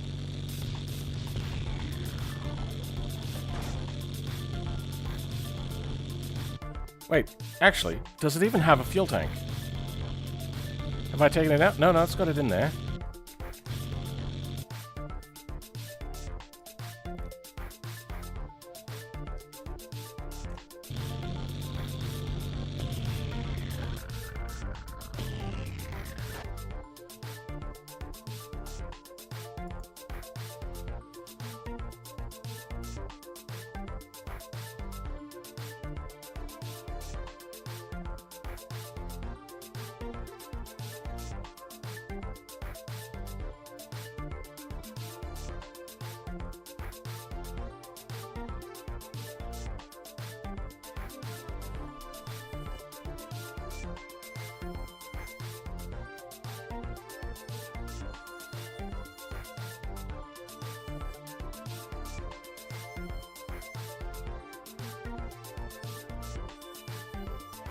That should work.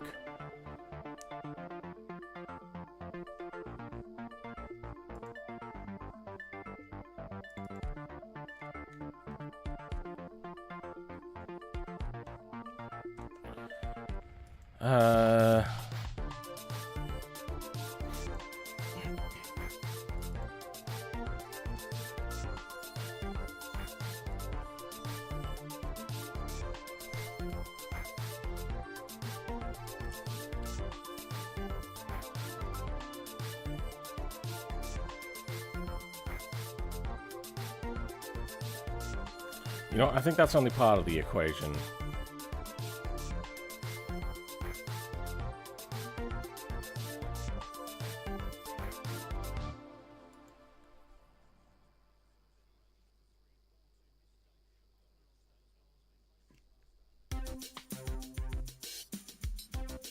I think that's the other part.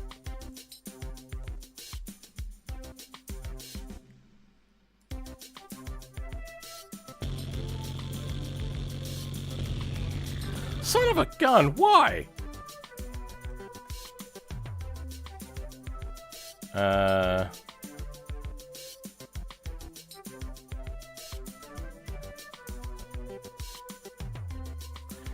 Hold on, where was it? It was, nope.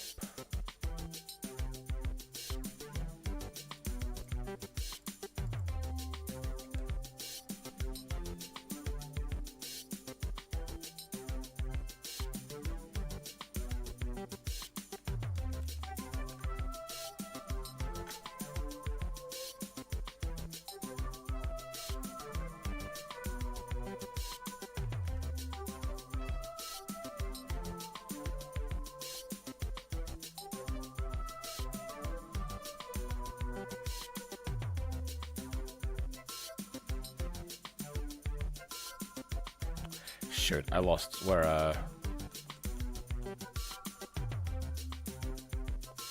we? Here we go. Storage anything like that. Let's go.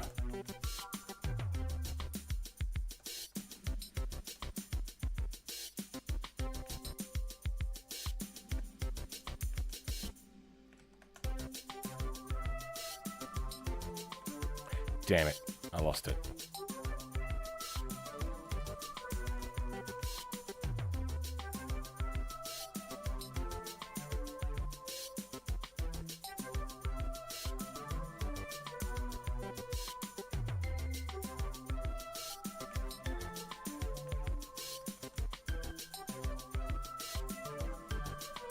Just want to make sure that this does not equal this. So how do we make that, is that does not equal?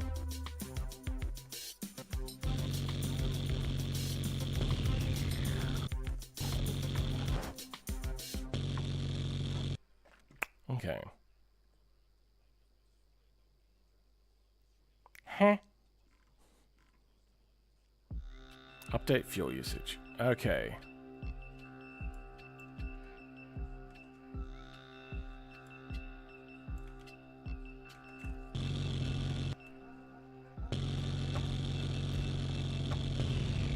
Come on!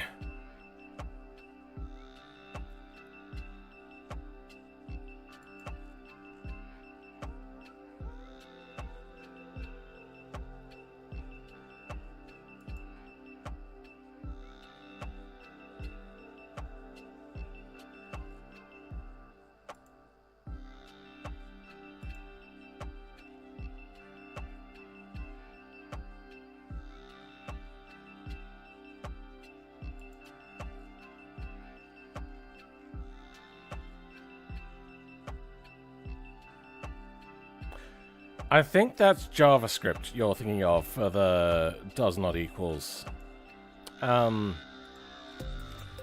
Lua does not equals. I know I could just put not in there, but that's messy.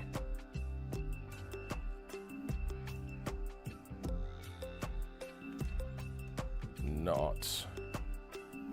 Okay.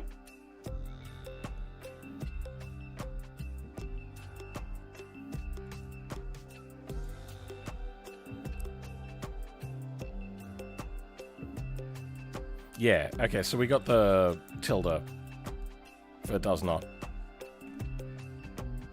Is it different in Lua? It's different in most languages from, like, there's not a lot of continuity between languages.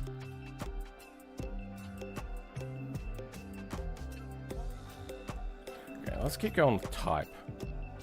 41, that's damage, don't care about damage. That's damage. That's starter stuff. If storage type NO2 tank, then that. If storage type is that.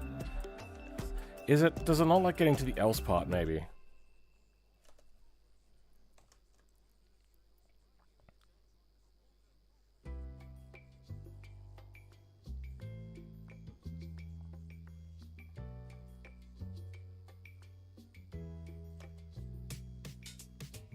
Oops. Here we go. I'm just gonna put in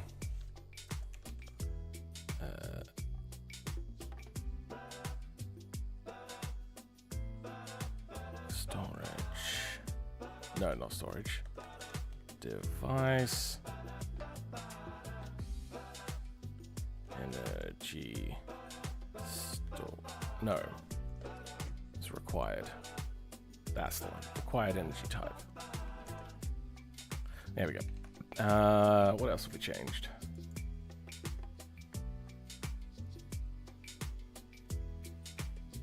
Fine. You know what? Let's just remove that for now.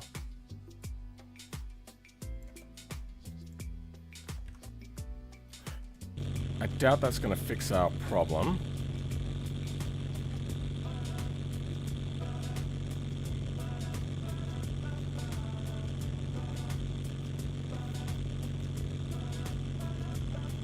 Here we go. Okay. 400. Ah. Damn it. I was hoping to actually find an error finally. Frick.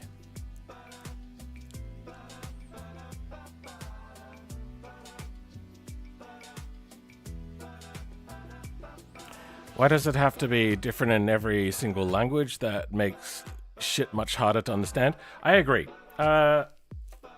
I think what it is different languages do different things, and sometimes to do certain things, you need, what do you need? You need certain symbols. And that means that you have to take symbols away from other places. For instance,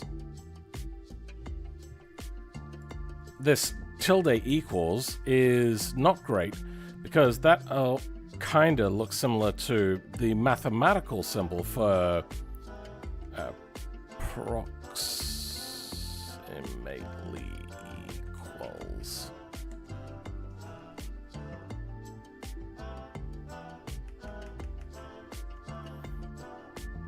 So this is approximately equals in maths. I don't know why they decided to use it in Lua, but yeah.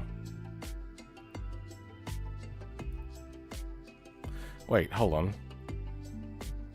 Oh, have I been getting it wrong this whole time? Because now I remember there being a squiggly line and a thing.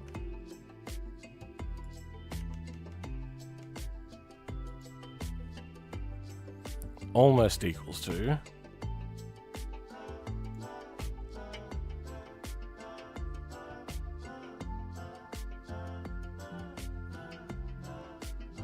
Oh. So apparently it's approximately equals is a squiggly and two lines.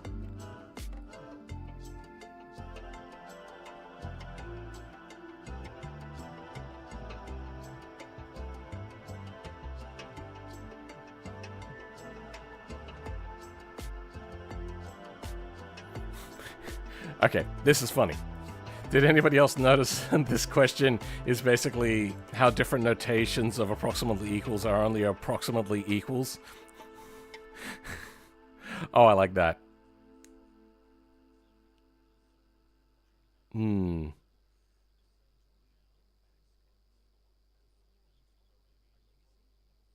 Okay, yeah, it gets a lot more in depth in maths. I just don't get it. But I think, isn't exclamation mark equals in maths also a thing to do with factorial? So it comes down to what sort of things you're doing in your language is to define what symbols you're going to retcon for different things. That's why I hated maths in school and had only C grades in exams. Oh. I did fairly well in maths and physics and art. But generally nothing else. There's no more asking for type here. Where else do we have type?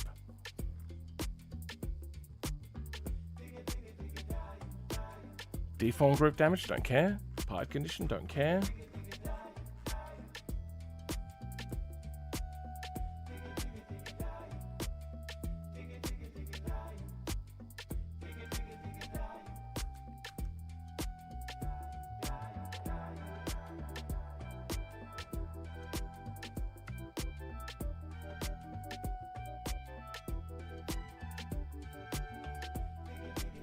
I'm gonna remove this.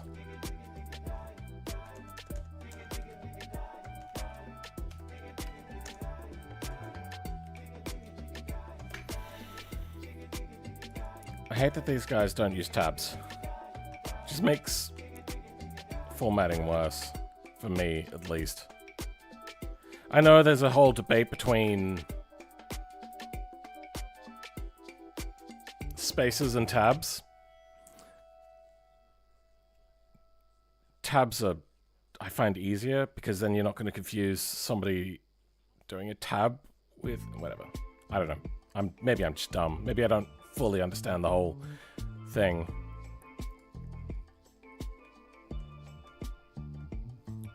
There we go. Oh, that didn't work.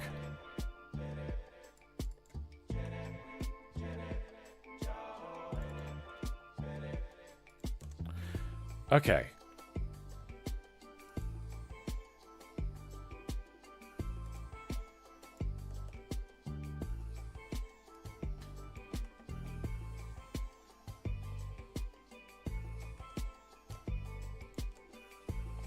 Okay. That's reformatted now.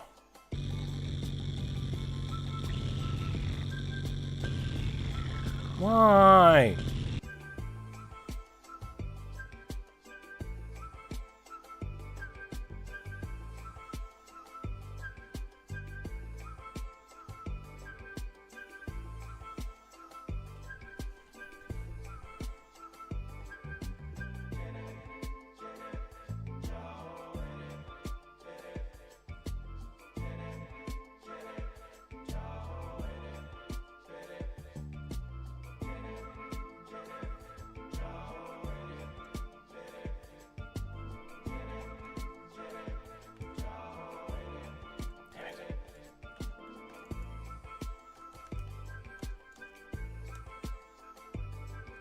Sound type? Huh.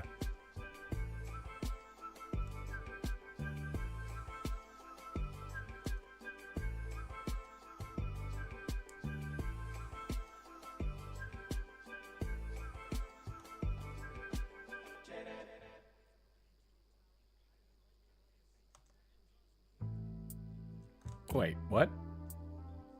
Order damage rates. Oh. Okay, that's interesting. Rev limiter.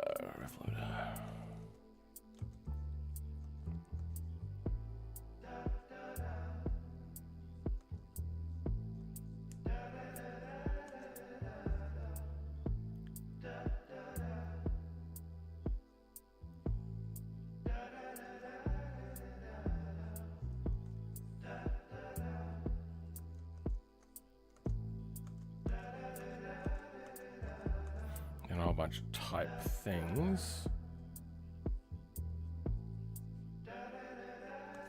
Damage. Okay, well, I think we've looked around.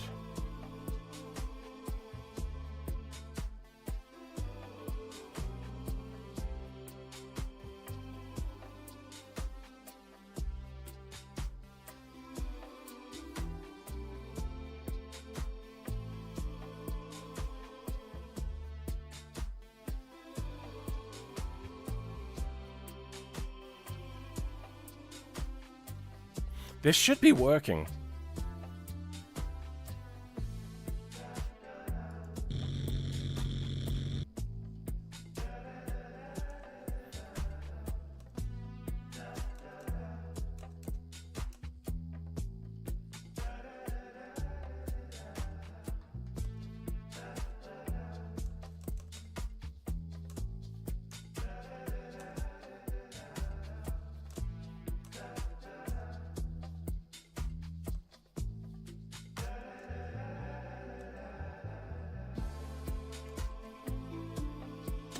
Yeah, okay.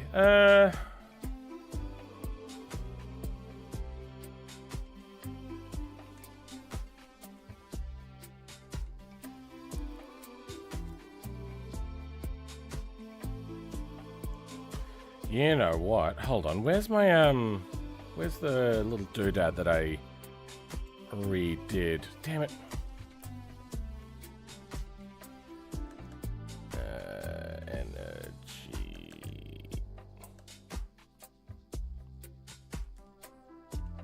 Type.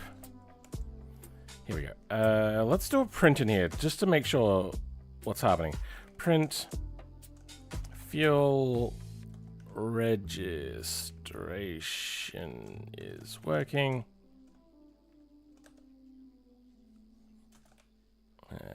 Put a bunch of stars in there. Okay.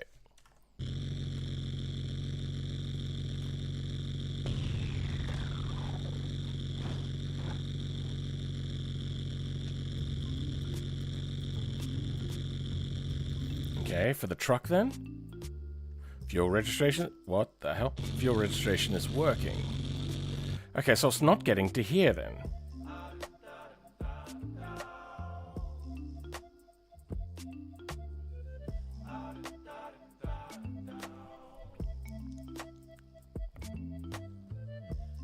Storage with energy counter. Registered energy. Hold on.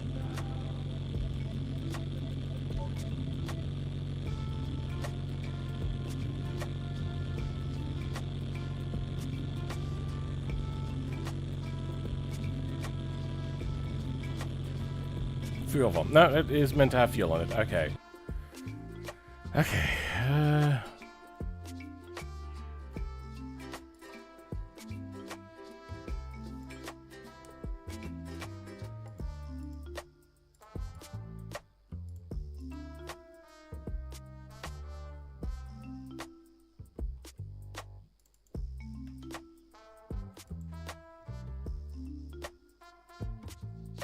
You here again? What are we?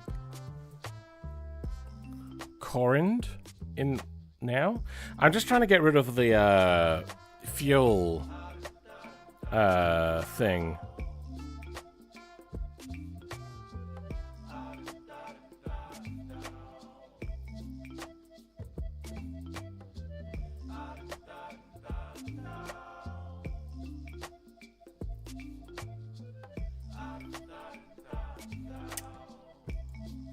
I have an idea. I'm gonna just create more ifs. If not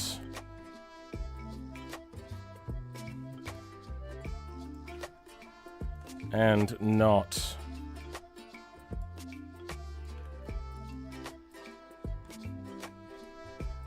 then good.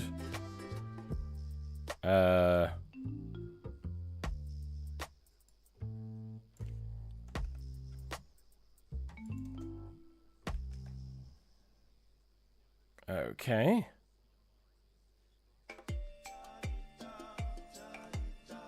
Well, that fixed our issue.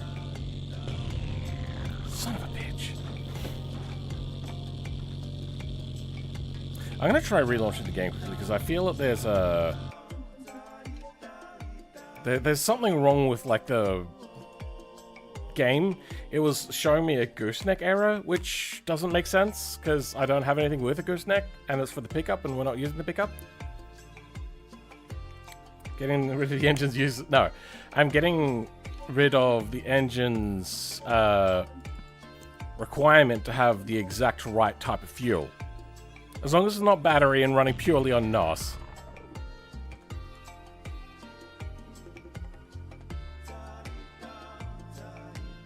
Well, now I've completely fucked it, apparently. Because now this one that was working isn't working. It's showing that it's got fuel, but it's not using fuel.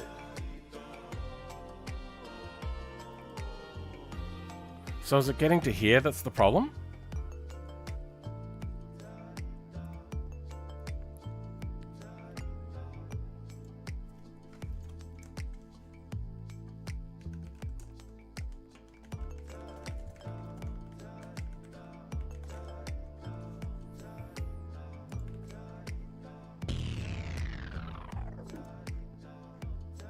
Okay, so that's not where it's happening. Let's plop it in here for a second. See if it even gets here. Okay, it's getting here. All right.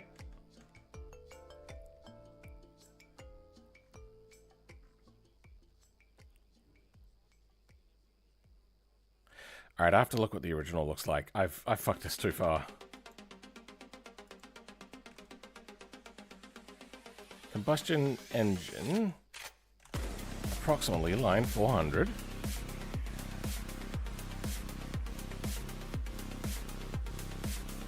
Okay, so we're up to here. This was if storage and that.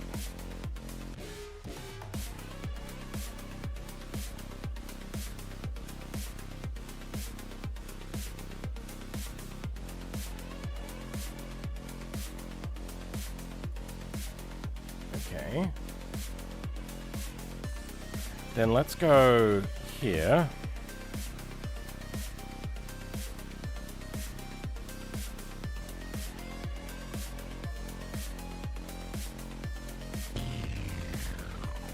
So it's not getting to here. Okay. So it's having a problem with this. Storage with energy counter.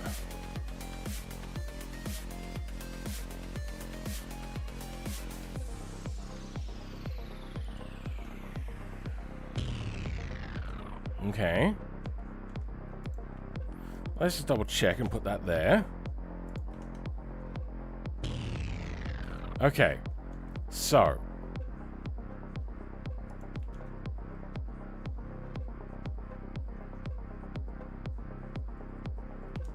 You know, I'm gonna stick it in here.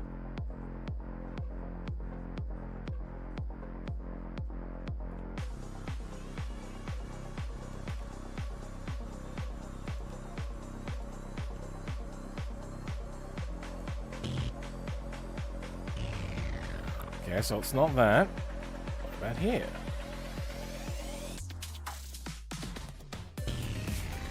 Okay, so it's not getting into either of those. Let's check if it's getting to here. It should be getting to there. Okay.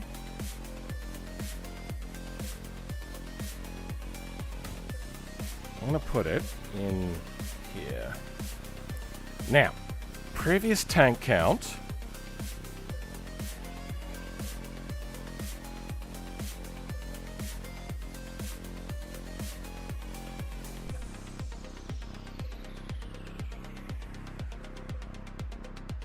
So for some reason this is not updating.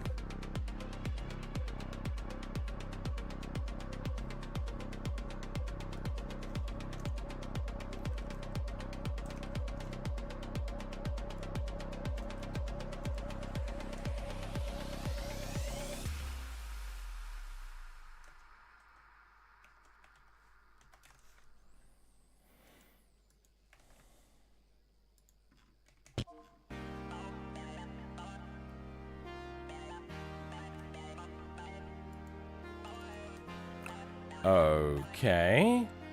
You're the problem then.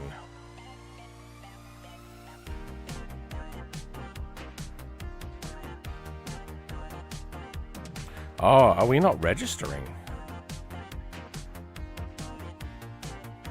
Where else does this show up? Okay. Okay.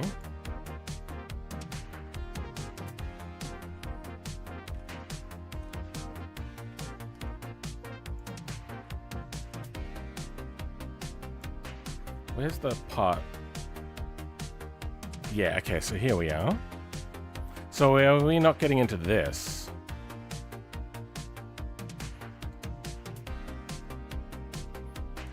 Else if...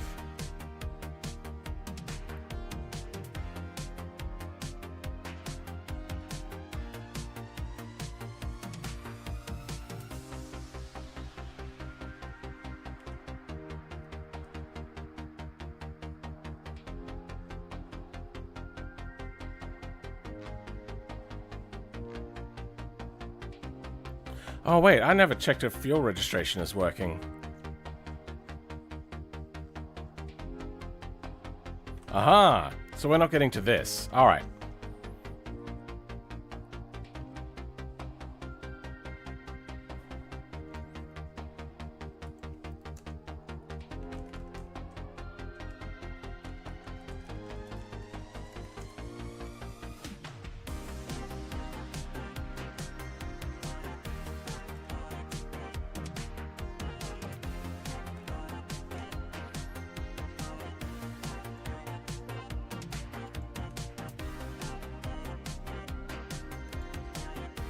Okay, so it's checking, but it doesn't get past this question. Okay, you know what? Let's get rid of not.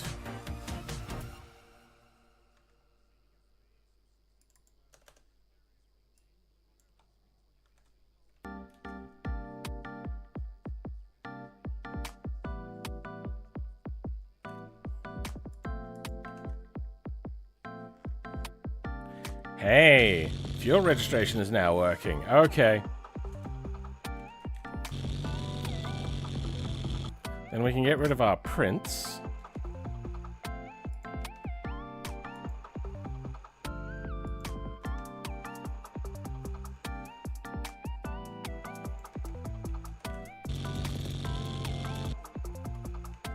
Oh.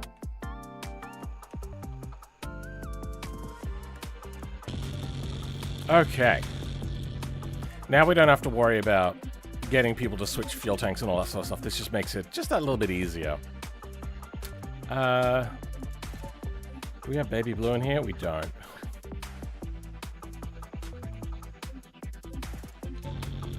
We'll just go white.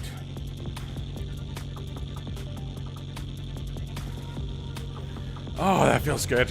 Okay. I'm significantly less happy now.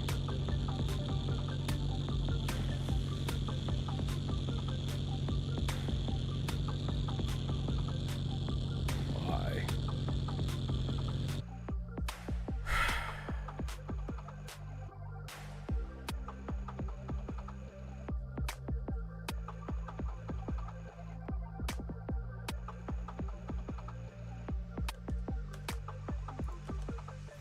Why do you do this to me? You made a fool out of me.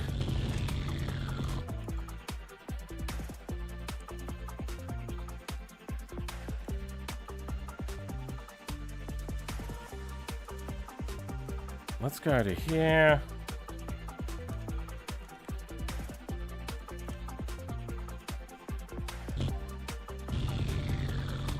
Ah, wait, it's not even getting to here?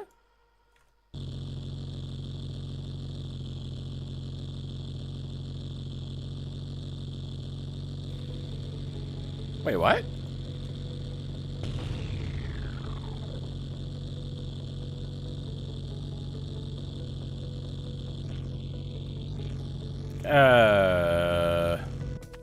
Why is it not getting to here?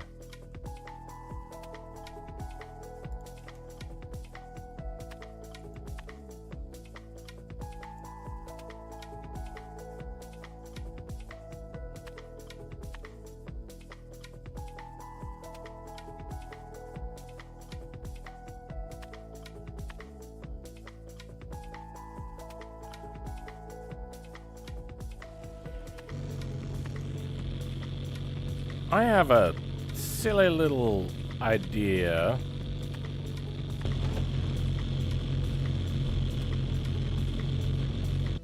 So somehow, if there's nitrous injection, it starts working.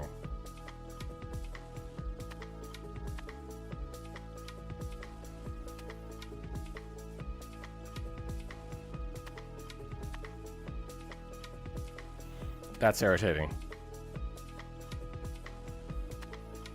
If nitrous injection and... Wait, what am I on? VData new.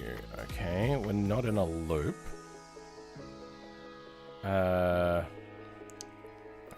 Nitrous injection and VData. Nitrous injection, then do...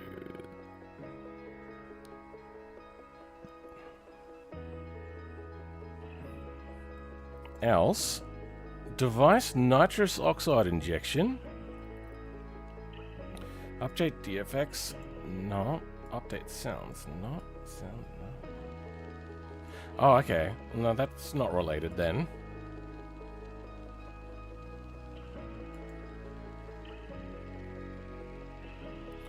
Then where is register storage called from? Hold on, it's not in here, is it? No, good, okay. So this has to be called from somewhere else. I'm guessing in common, under, like, the constructor time.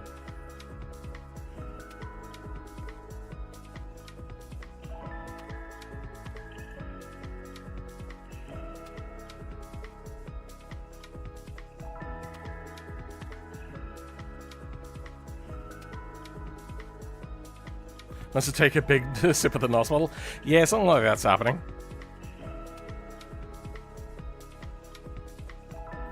Compressor. No, that's not what we want. So energy storage.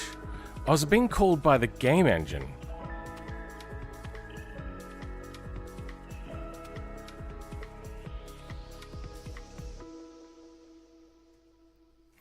Oh. Wait, why'd it work for the diesel and not for the petrol?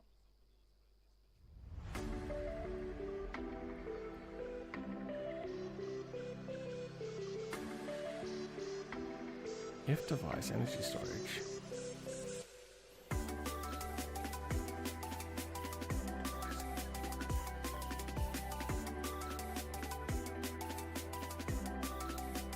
Does this have required in here by any chance?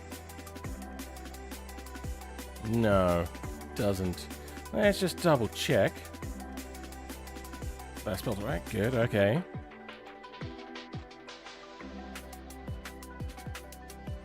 These are all the places where it does this.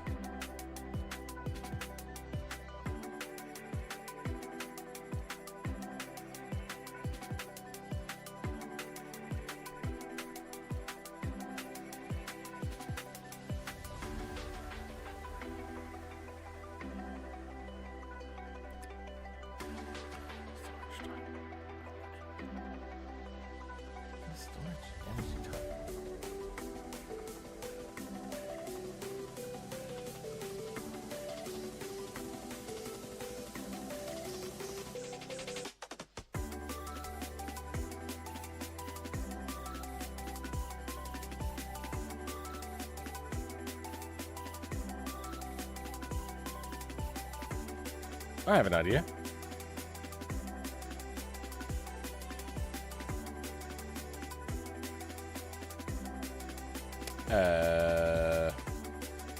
Now trust me, I do.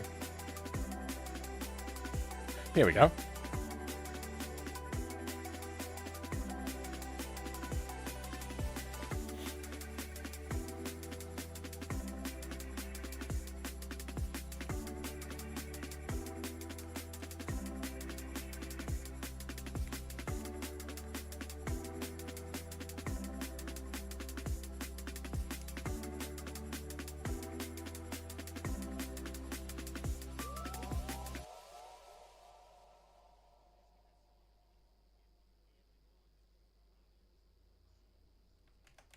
Okay, that should get it registered. So this should stop working. Control R. Son of a bitch. If that's still working, you know worky do, huh?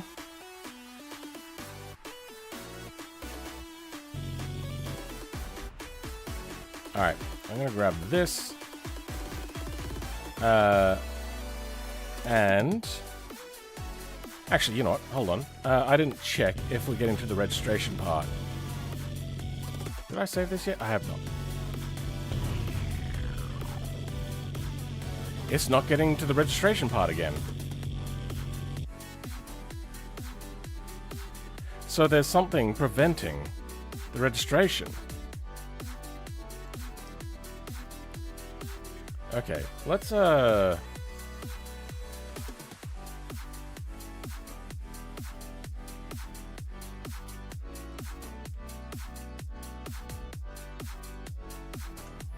or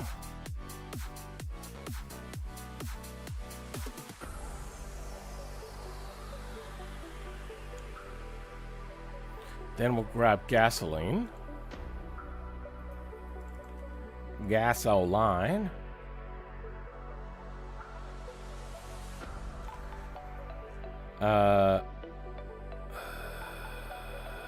Then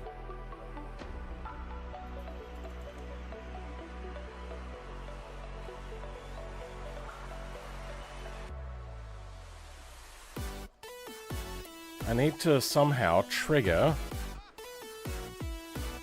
energy storage.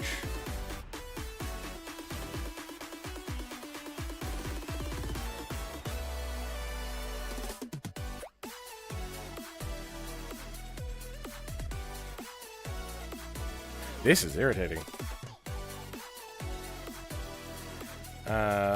I was in stream a few weeks ago, confused on what you were doing in Blender, but I see the vision now. Sure. Getting there. Slowly. Very, very slowly. So, what's happening is it's not triggering the fuel.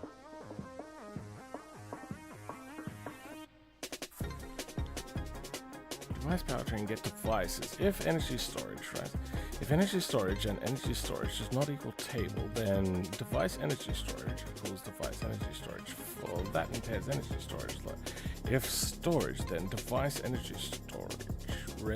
Device register storage name.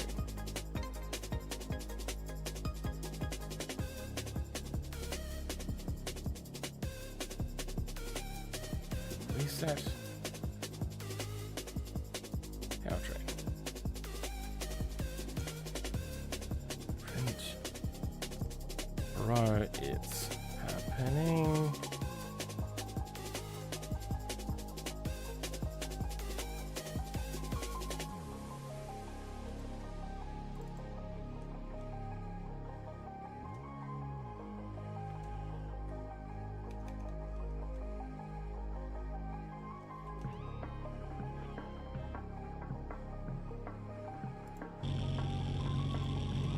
Now what?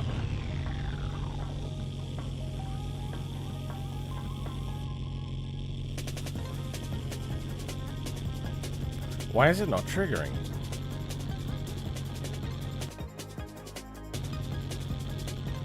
Okay, it's working here.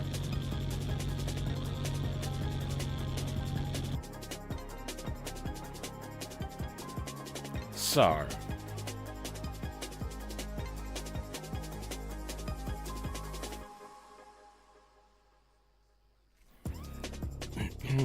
For that device impairs powertrain get device if in that if energy storage and energy storage does not equal zero. Device energy storage equals device energy storage. For that in device energy storage, local energy storage if storage. There's got to be a check on the game engine side.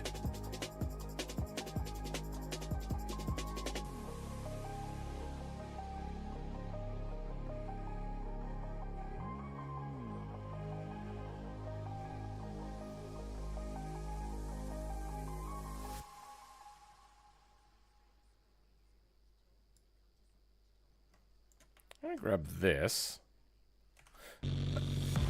and put it in my own thing here.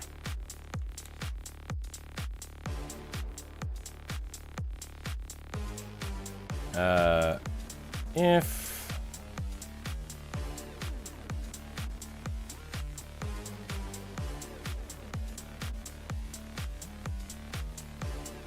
then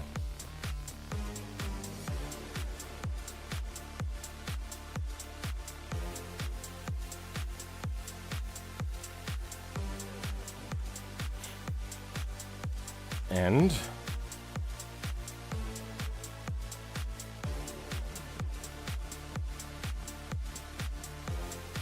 all right, now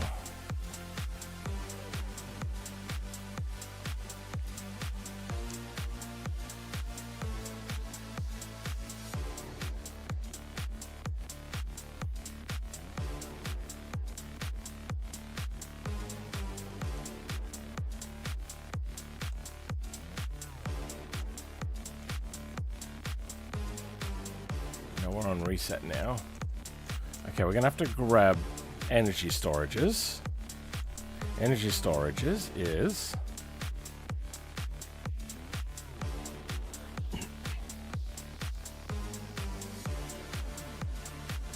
no, I want storage type, not if required.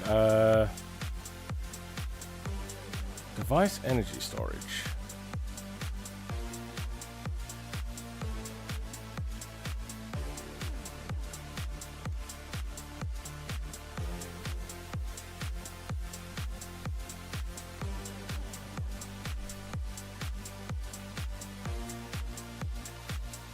Oh, wrong thing. I want it in here. There we go. Okay.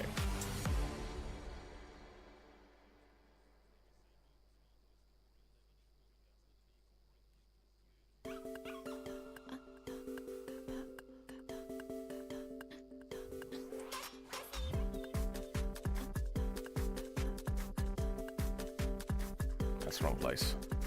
I want it here.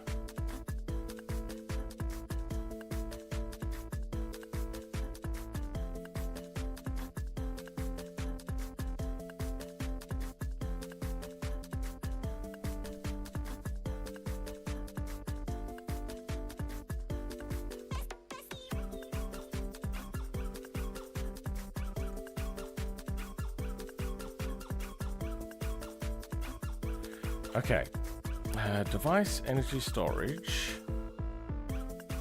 storage.name, storage energy storages,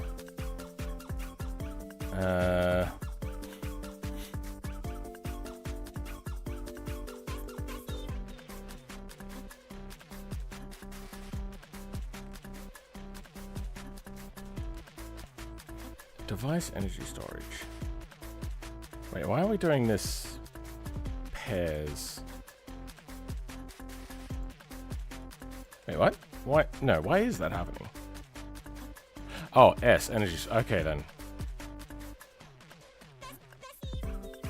If storage dot name equals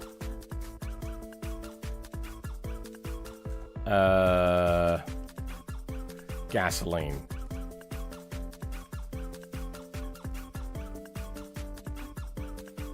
But then I need energy storages. What is energy storages?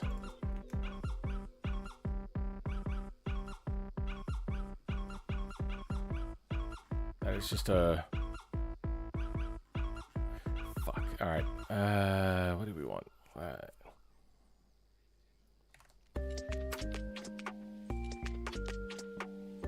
I see something I think could be the issue. I don't know.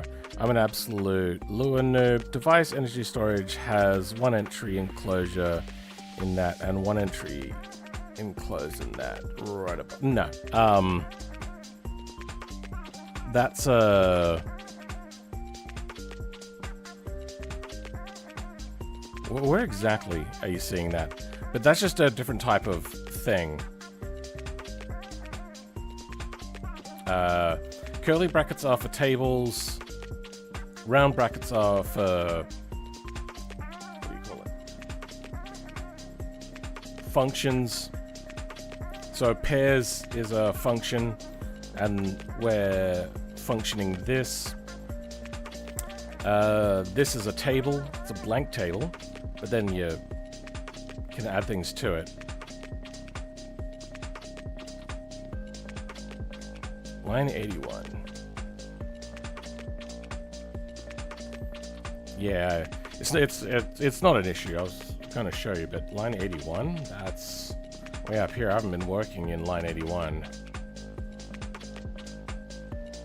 Yes, that's the wrong thing. Energy storages.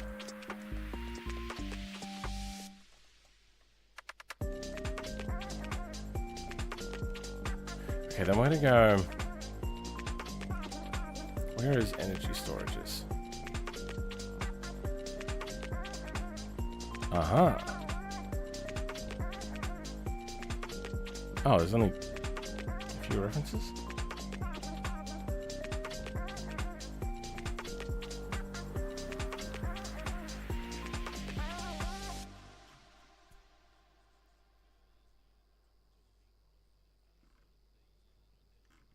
Where's it? Oh, it's probably like a table insert. Somewhere. Oh no, here we go. This is where it's starting to go. Storage. Name.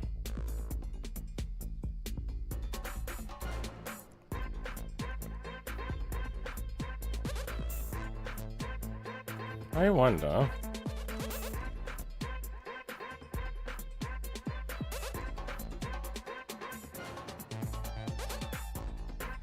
No. I want not you.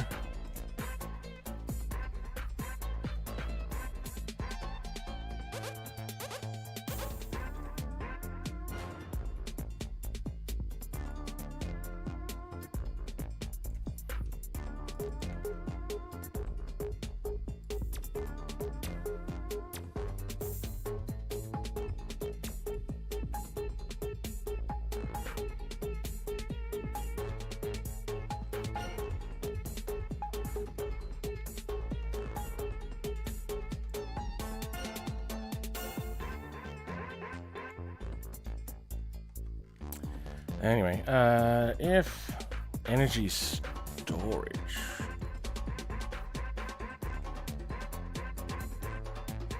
I want JVM data. Screw it. We're just gonna try to brute force this then. Device main tank. No, device. Energy storage. Energy type.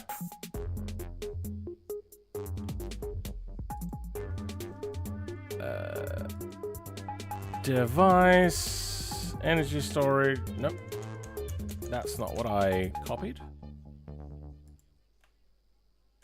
Oh, that's what I copied. I wanted to copy. Energy storage, energy type. Okay. I should probably also. Powertrain energy. You know what? Let's go powertrain energy storage. It's unlikely to work.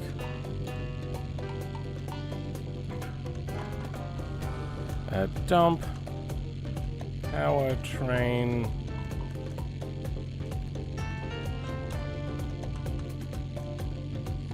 Yeah, I didn't think so.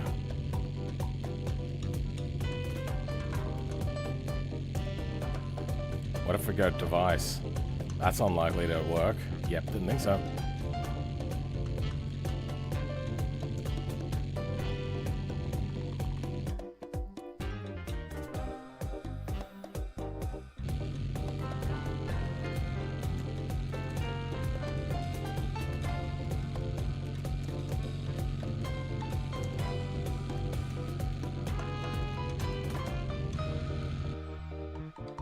Oh, it's get device, isn't it?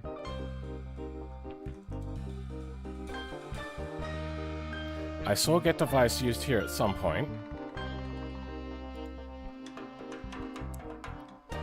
Powertrain get device. Or get devices.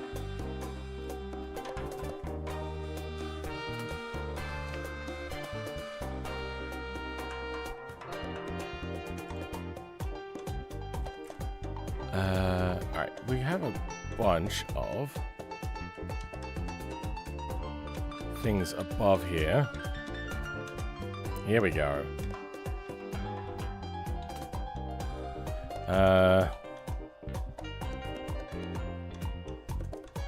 It's equal to J-beam. Oh, no, data. Energy storage.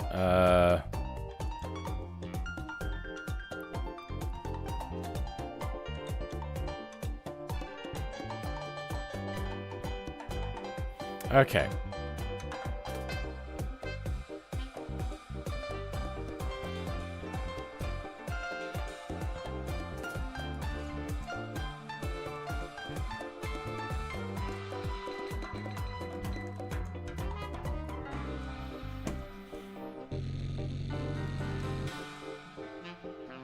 Doesn't like that. 1785.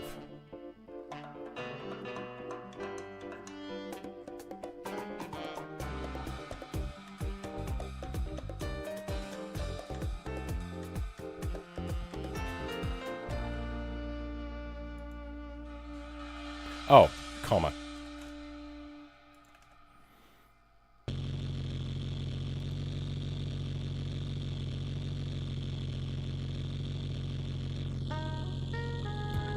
All right.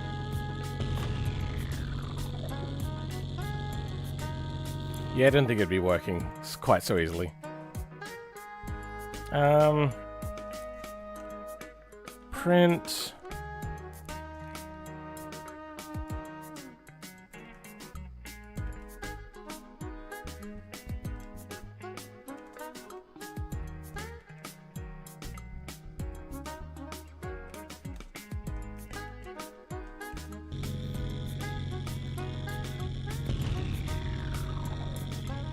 Energy type nil.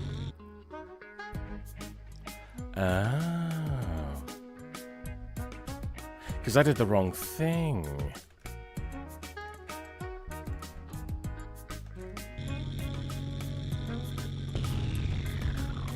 Still nil.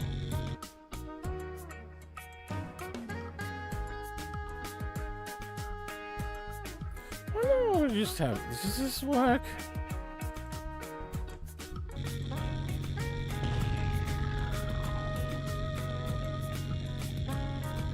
Diesel. Okay, so that works. Energy type.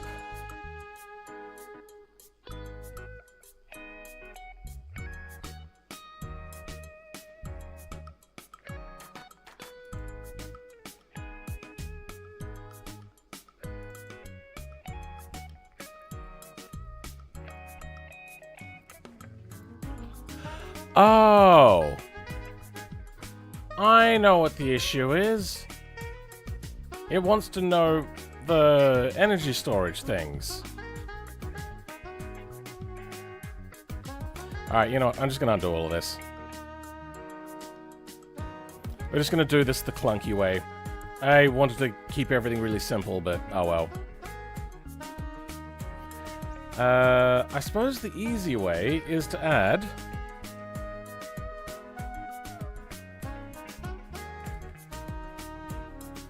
Make sure that everything is back to normal.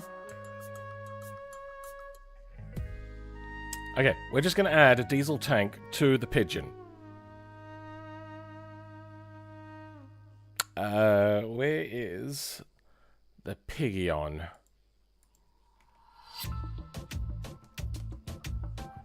And we then get its fuel tank.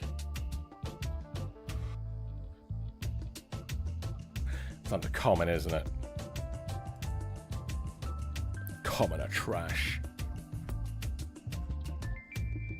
I saw Pigeon. I saw it. There we go. Pigeon. Fuel tank.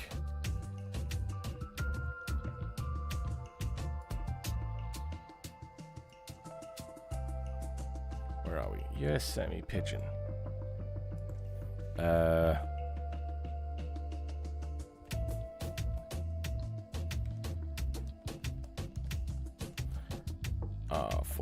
360. No. Just diesel. There we go. Then anything with gasoline gets replaced with diesel.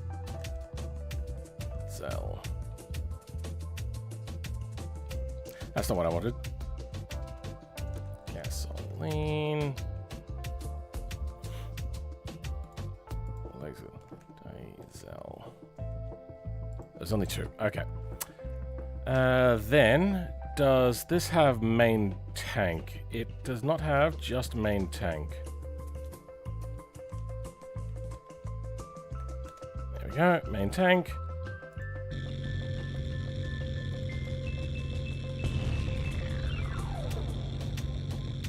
Oh, because I didn't put the fuel tank in yet. Let's change the name of the fuel tank to diesel fuel tank. Just in case anybody wants to look at somebody to blame.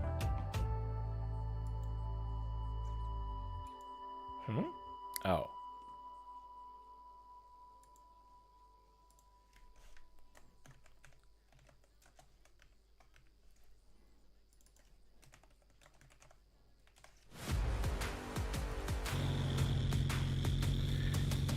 Well, I have to.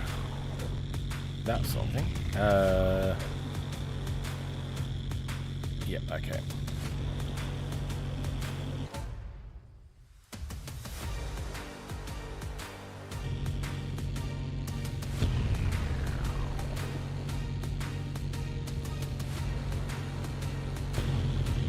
There we go. So I know this is going to end up with things. Oh, I put the engine in, but it's not working. Yeah, you also have to change the fuel tank. And also I know that it really should be petrol, but if I set it to diesel, I get a much slower engine start, and I like that.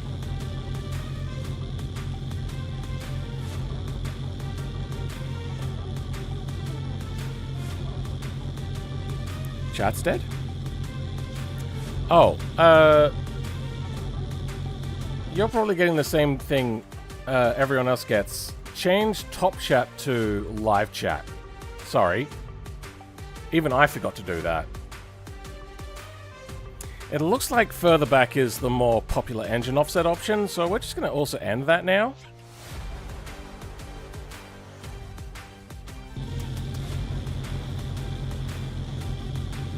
Pigeon just main tank and not main tank.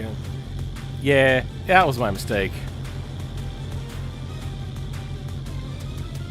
So proud of me, thank you. I'm a little bit embarrassed. Let's go with, now, better suspension on the rear.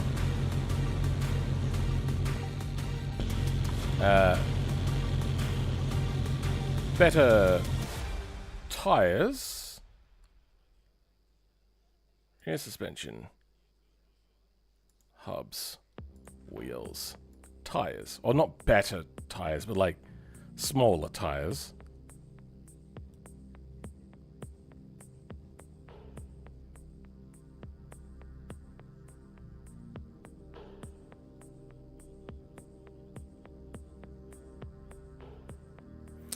I should probably go dually, shouldn't I?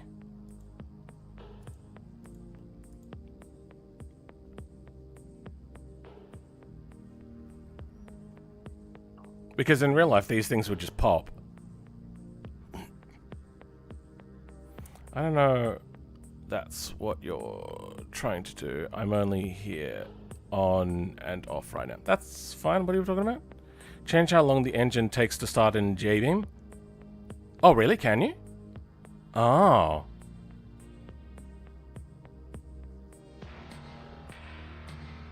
I know I could make a config, but they always will get the vehicle out, go, oh, I'll put the engine in.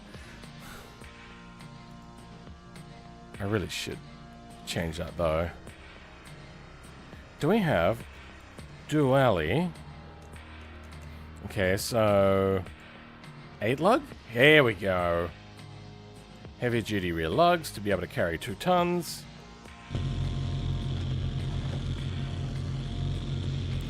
Let's start now working on the front bumper, because we have no drive attachment yet, so we're not concerned about that.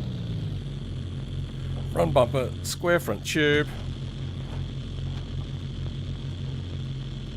Let's now have a look at the Pidgeotto. Find front bumper.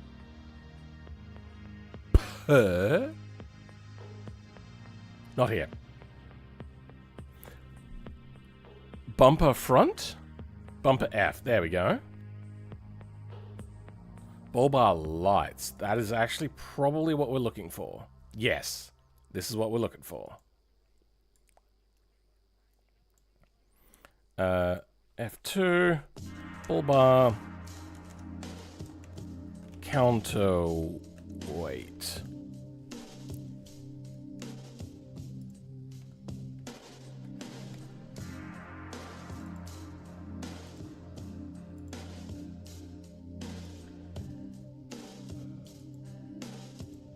You know what? There's too much in here.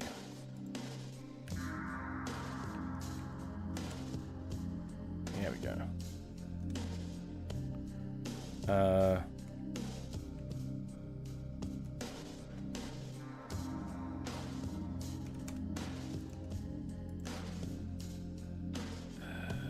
We don't care about quads. It's weird that they're even in there in the first place, to be honest. What do we get for our 3D stuff here? Good. That's a good starting place. I'm gonna want to have them all separate and be just a little bit shaky as well. So, oh. We might make them flat.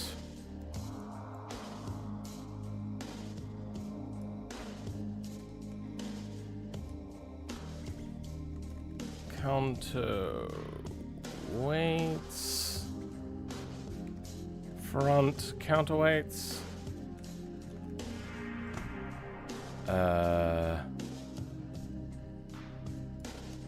Engine bull bar accessory.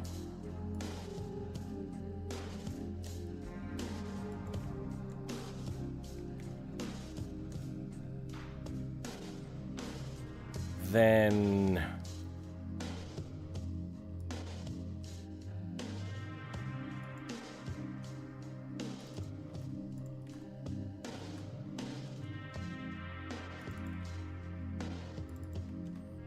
go.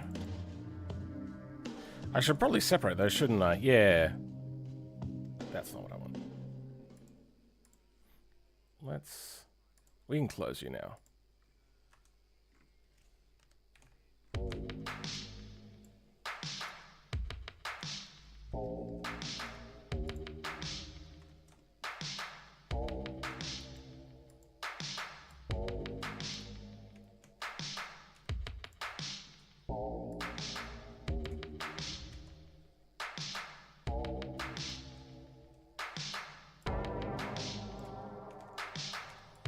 Okay, counterweight. 0, oh. 0. Then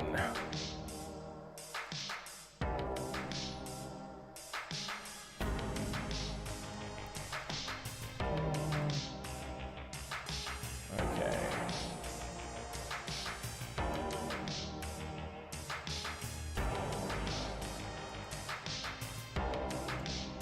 Let's just make sure we got this right. Oh, okay, then it goes the other way around. Whatever, doesn't matter. Let's...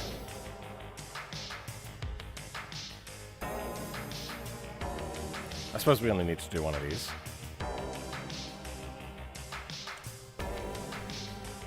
The weight will be a lot higher, but we'll deal with that later. For now, we'll just go 3. We'll give them better names, like CW.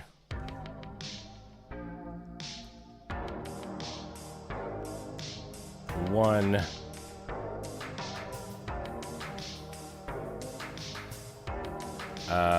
We're gonna lose all of this. You know what, actually, we could just, yeah, delete it.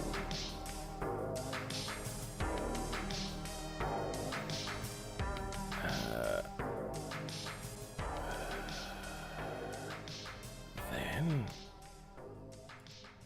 Nope, that was the wrong thing. J-beam. Pigeon. Okay. Where'd it go?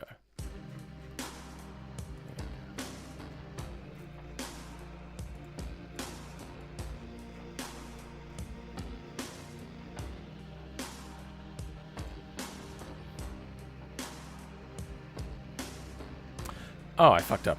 You know what? Doesn't matter.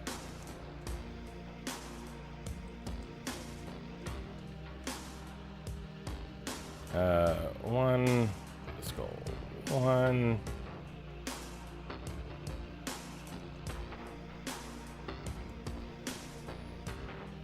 Yeah, actually, this would be 0. 1, 2, 3, 4. There we go.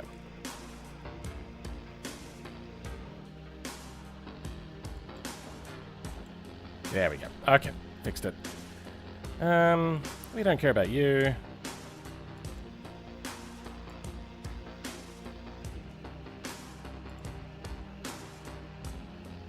Okay, well, it doesn't like extracting. Yep, doesn't like that either. Okay, yeah, that's okay with that.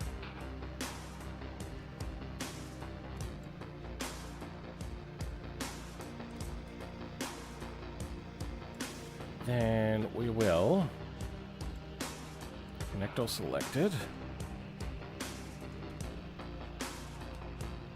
What's happening? Oh.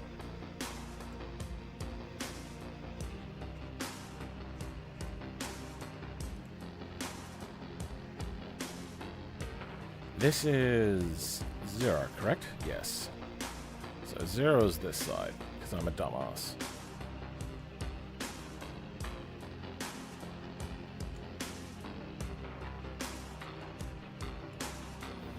Okay.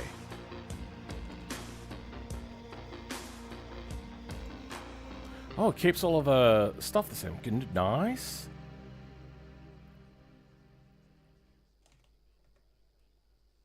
Keeps all the beams and everything.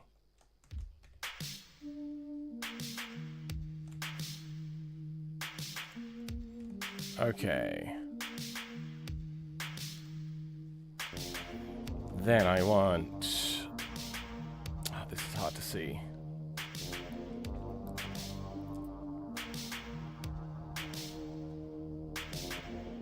I'm gonna go with the renaming.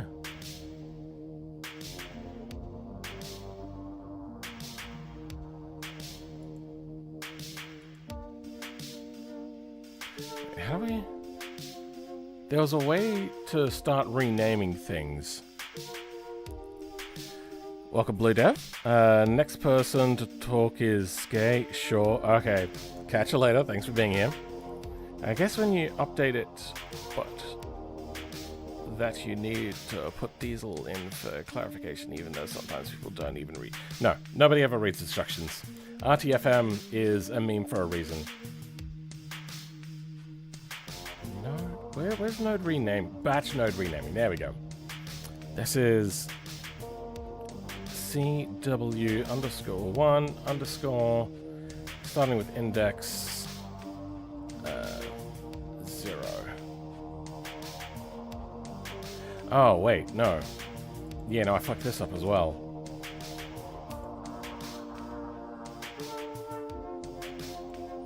Starting index 1.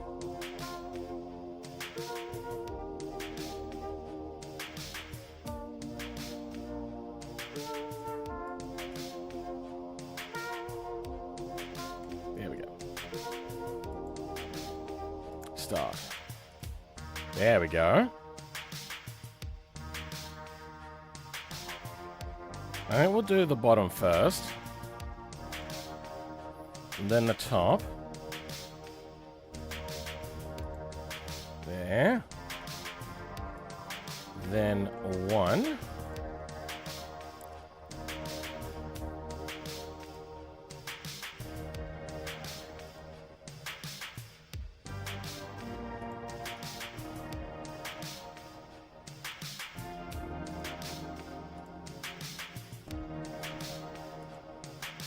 Then 2.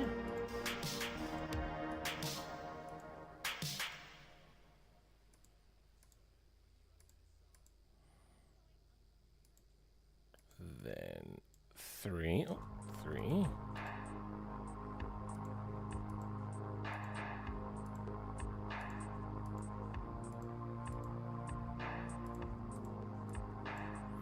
Four.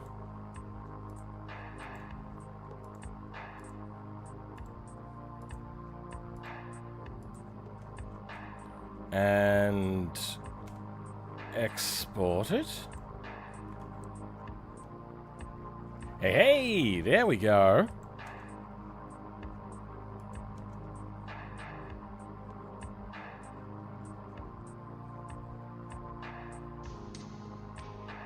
Weird. 3, 2, 1. Group goes in here. Okay.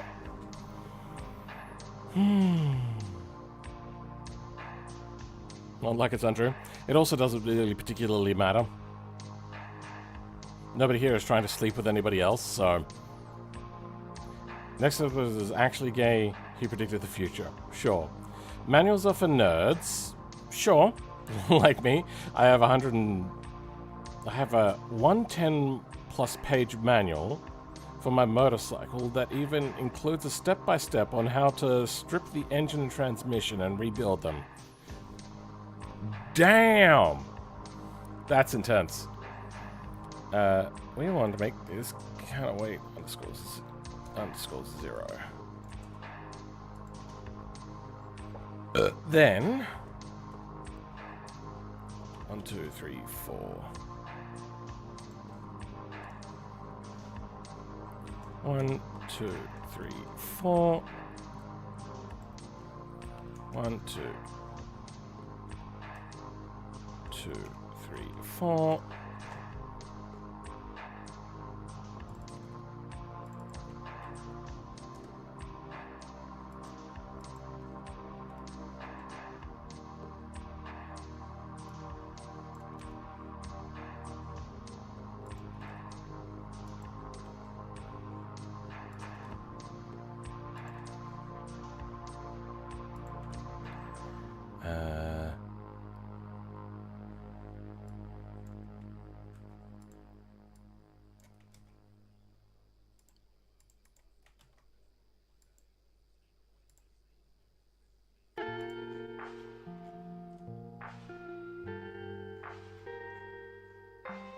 Oh, I see what the problem is here.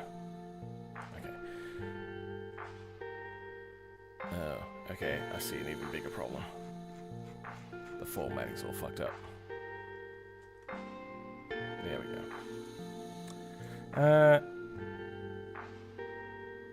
4, 3, 2, 1. Okay. Now, for beam strengths, we are going to want pick up frame, probably. Though, you know what? Screw it. We're going to go with just an engine's details. Because we want it to be stronger than the frame and heavier. What's the weight of these things? Node weight 20? Perfect. You know what? We'll make it 25. Doesn't matter. How many nodes are here? If there's 8, 8 times 5...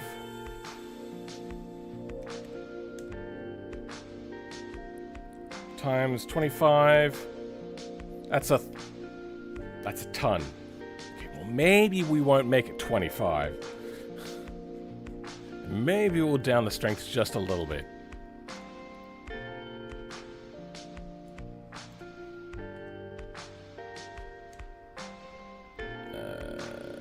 Default can stay very high. Strength we'll keep indestructible. We will separate these up a little bit though.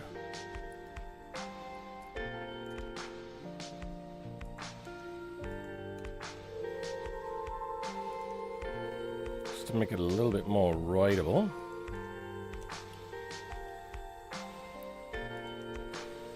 There. And then we gotta cap off the end.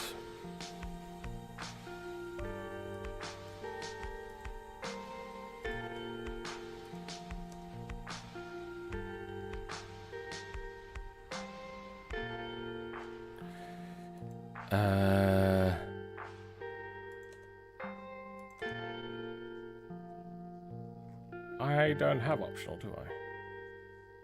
No. Do they have attach in here by any chance? Attach. They do not. Alright. I suppose we can have a look at engine mounts for this particular thing.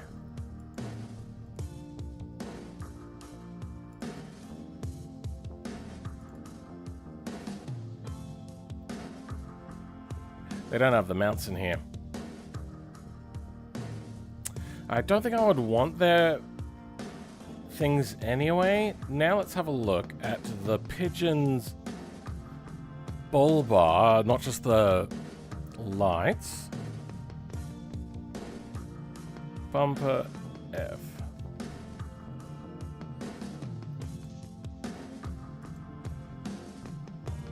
Well, apparently that's not where the bull bar is from then.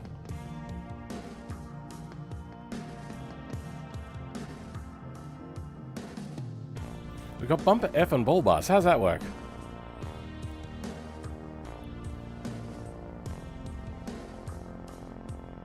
Change the code. Oh, did I? Whoops.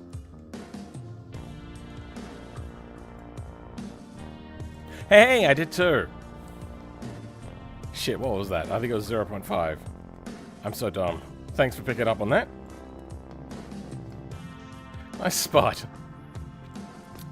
So one advantage to the streaming my work.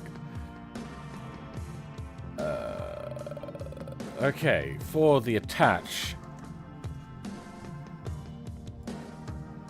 we might change those values down a little bit. And I'm also going to use a different beam type. For now, I'm just going to get them attached to see if we have it all working. So the spring values can come down to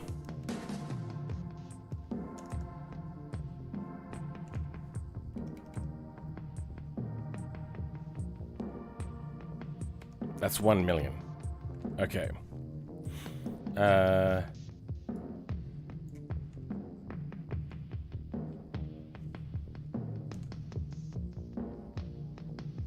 Deform can stay pretty high. This can change to something like 8,000. So it'll be fairly brittle.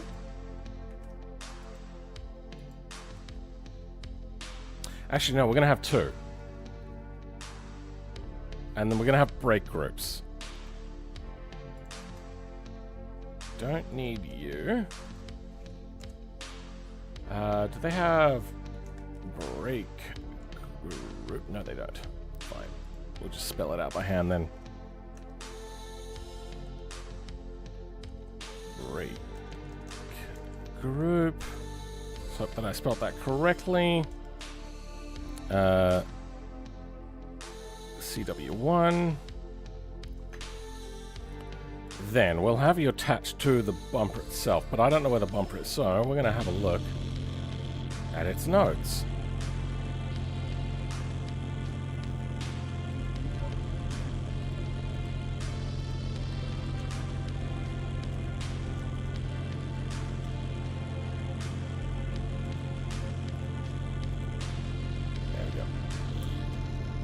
The nodes we'll be using are FB4, LR, and center.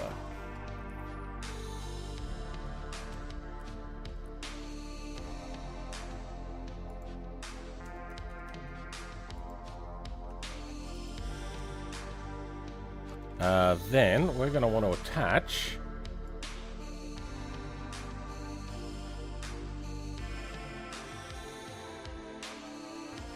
I think 5. No, I can make this simpler. 5 and 6.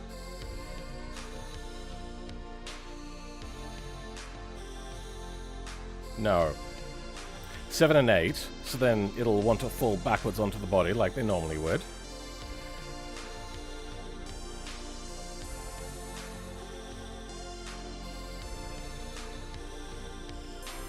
Then let's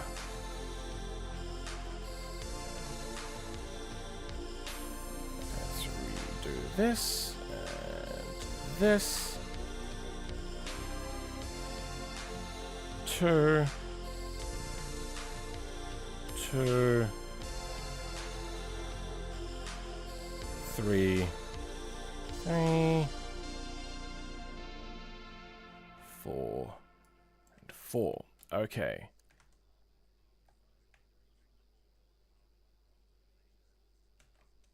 Now it's saved. Do I have to refresh everything? Oh, I wanna. Yeah, I have to reset it. Okay.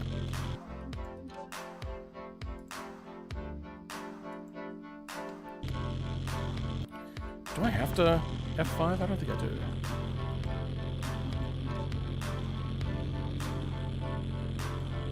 Oh, good. Okay. It might be a bit heavy. Just saying.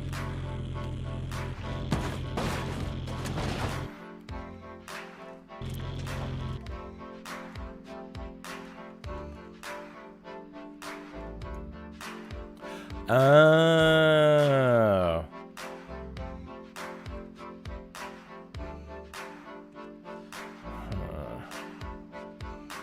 I suppose we could move them all forwards a little bit.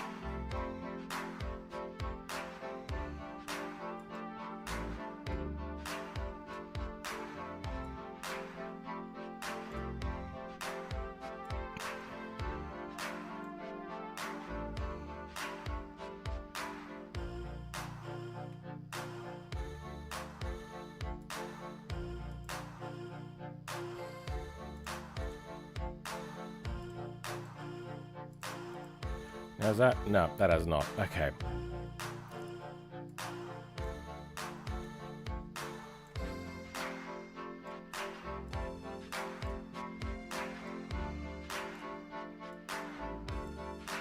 Oh, you know what? No, I know how to fix this easier.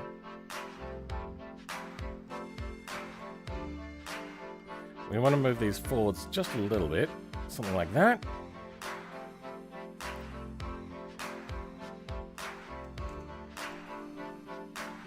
That didn't work, did it? No. Let's just move one then. Something like that.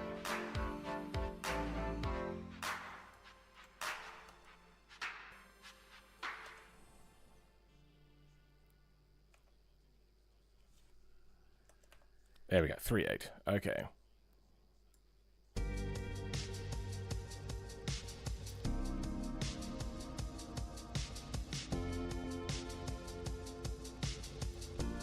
Weird.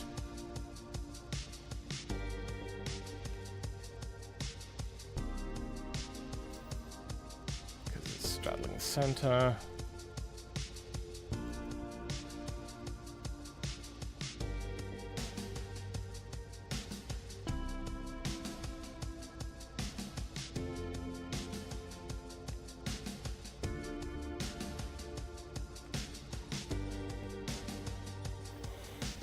Okay.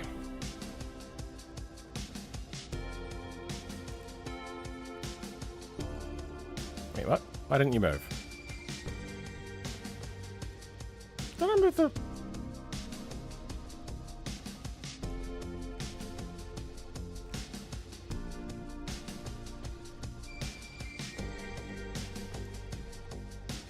Is there a node offset on this?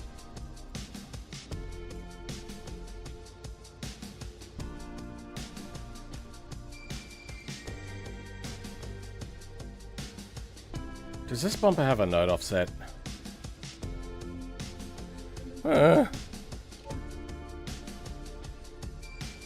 Not you. Widgeon. Does the Widgeon have the same bumper? Doubt it. Yeah, no. Why would it have a node offset? Okay, we need to find this bumper to see what's happening now. So, what is it called? Square tube. Alright. Square tire.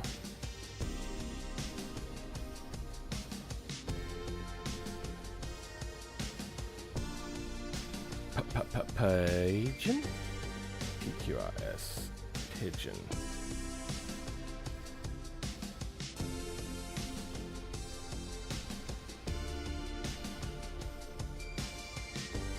The transmission things.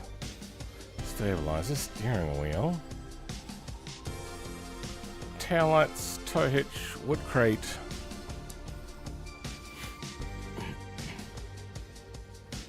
Air dam, beacon, bed box, bed cover.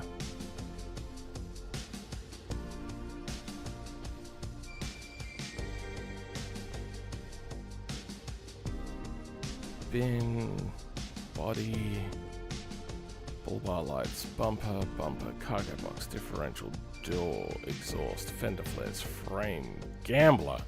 It's probably under gambler. Square tube front bumper. There's a rear bumper as well. Okay.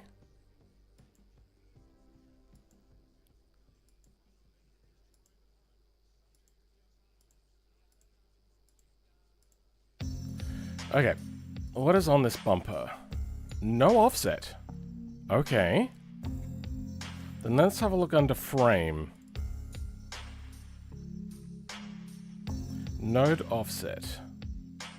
But it's not for the bumper. Okay, so why does this not align properly?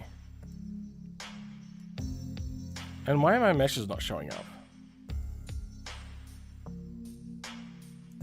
I'm going to relaunch BeamNG because I feel that that's probably where the problem is.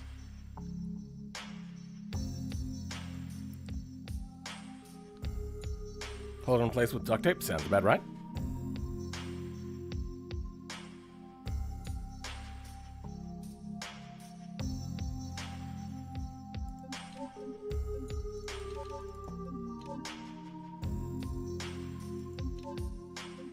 Let's go red this time.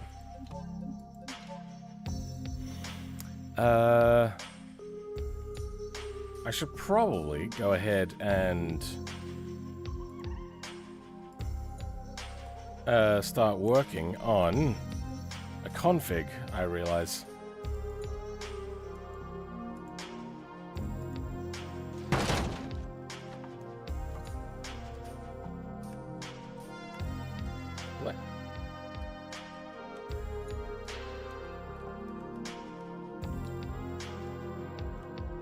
Now the mesh is aligned. No, it's not. The nodes are just in the wrong place. Why?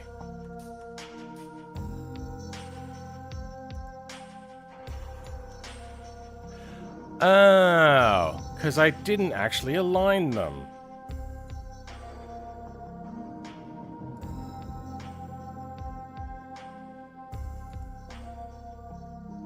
I'm going to delete you and reload.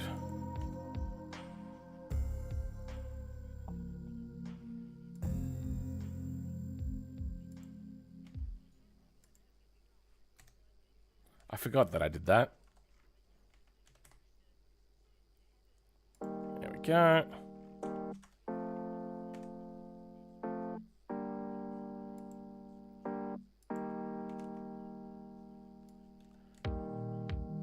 Why's that move? Oh, whatever. Yeah, it's not attaching very well.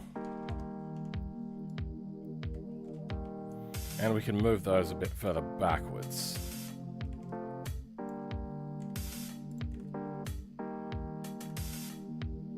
should do it.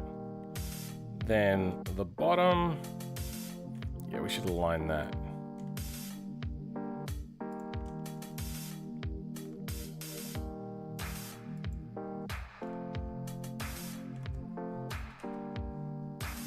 Okay, so it does have attachments, good.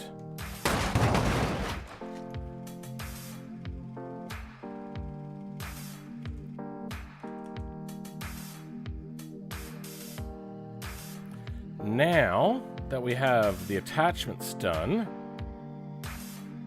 or started, I should say, let's create the second lot of attachments, which is going to be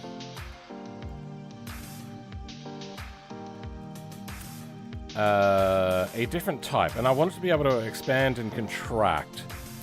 So we're going to start with beam type. Now, where would beam type be?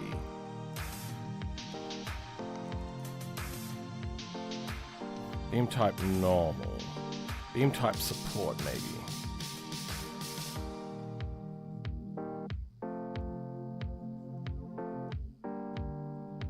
Let's grab you.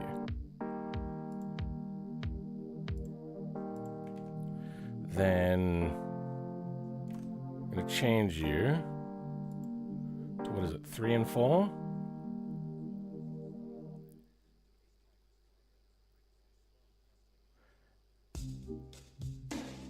No, let's make it 1 and 2.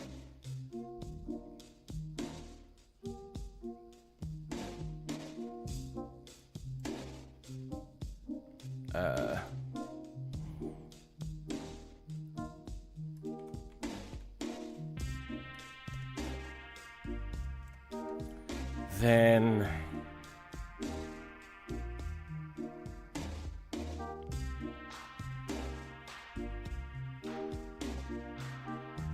yeah, I just realized this doesn't 7 and 8. Yeah, no. Alright, I figured it out. This also has to attach to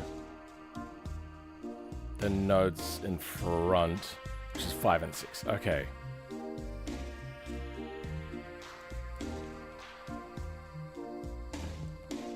Five, 6.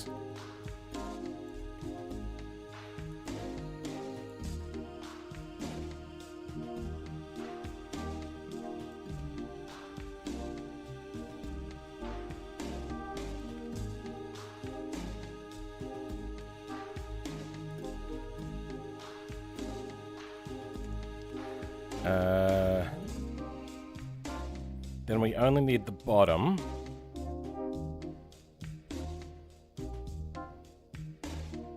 To be the stop-start thing, so then they'll rattle. I know how English. Did they just fall through the bumper? No, they only have one beam on them at the moment. Let's have a look at beam types.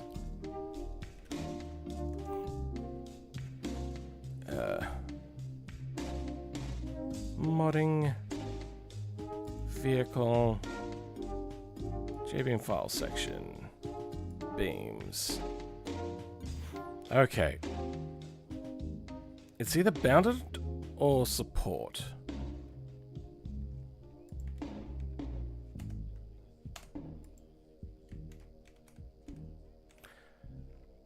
Okay, so support the second most used type of beam. These only resist force in compression and not expression. With pre-compression, they start resisting forces when reaching their pre-compression length. They can automatically break when reaching a set length.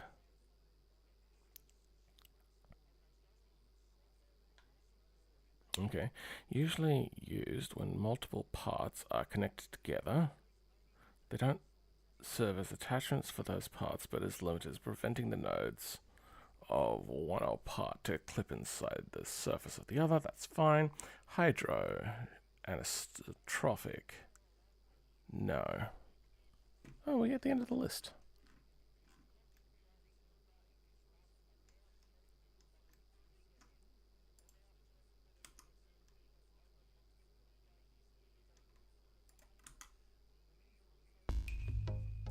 I pressed play on a song called Pause. Do you mind if I ask what Linux I'm on? I am on EndeavourOS with KDE Plasma. Not a beginner one, not even at my level. I hate it. But it does what I need it to do, which is why I'm using it.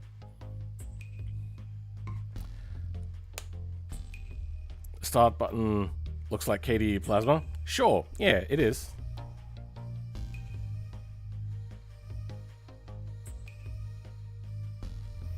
Bounded. More complicated than anisotropic, these can have different springs, not just for compression and extension, but also for low and high compression and extension speeds. The contraction is defined as no. So it's support that I want.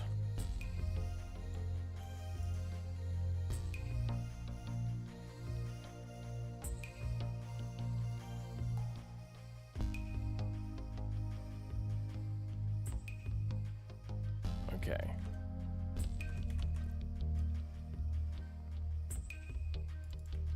Support, beam pre-compression,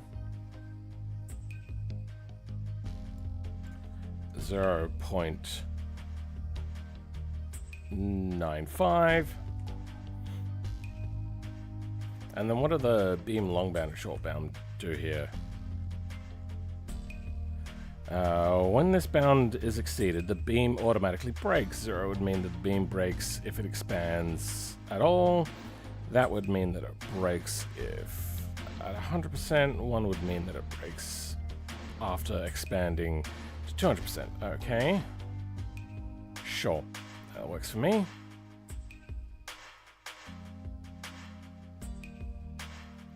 So that's only 1. I also need 2.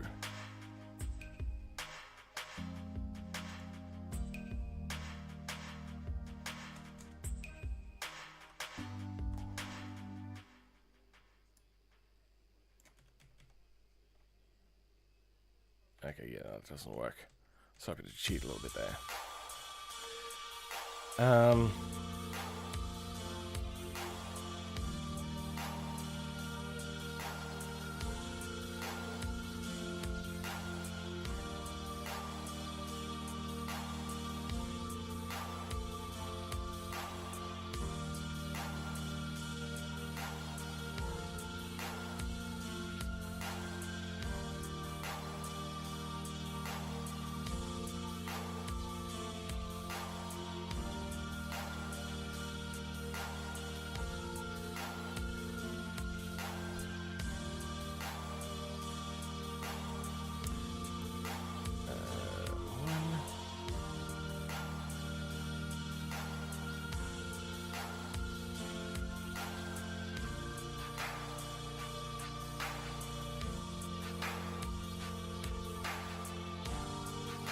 Cool.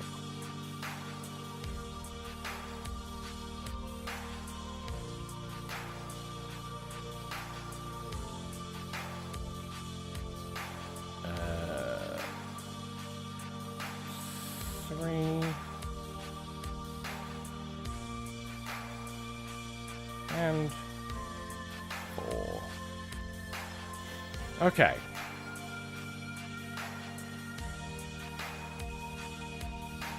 Now, it should have tried to hold in place. Did it just move the bumper? I think it just moved the bumper, yeah. Oh no, no it didn't. Oh, that's also just pivoting. That's not doing what we want. Then what we want is FB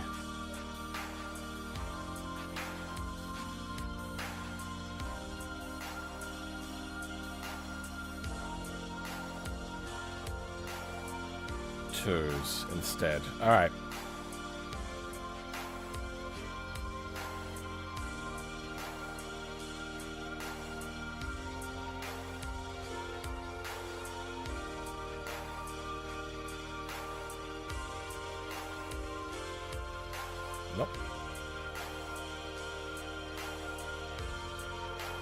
Okay. This will put tremendous amounts of torque onto the bar.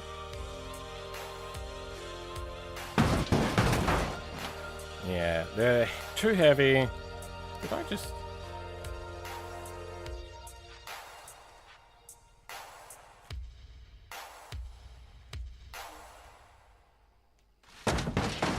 Why is the front bumper breaking the rear bumper? Is CW used?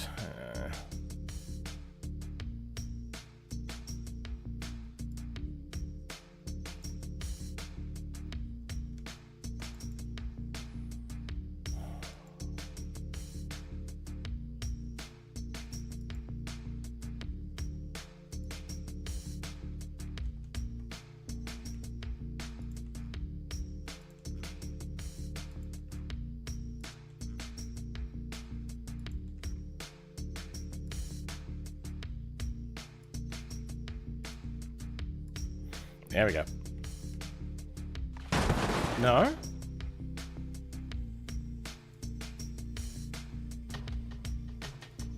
So there's something to do with the front that's breaking the rear. I don't understand.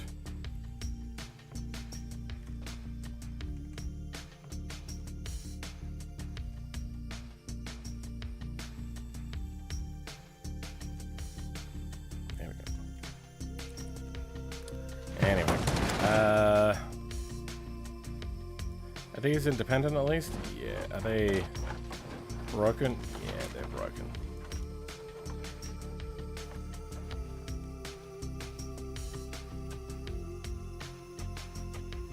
Maybe if I change it to 3.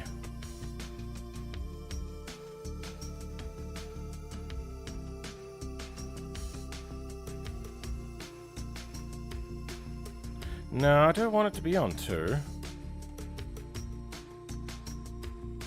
Alright, let's just start by reducing the weight, but we'll also have to reduce this. That's at 10 million. Let's halve that. And bring this down to 10. Well, then increase strength.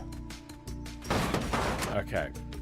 Next is strength.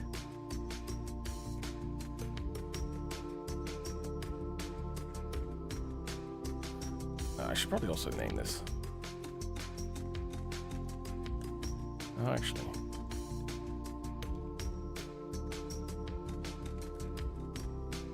There we go.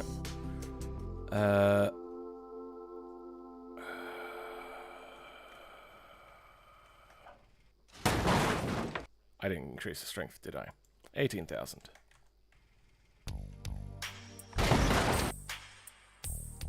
$28,000.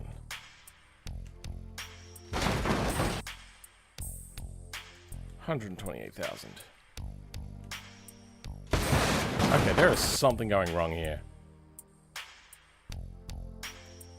We're at 1 million attached. Oh, you know what? That's probably actually a part of the issue. Let's go to 200,000.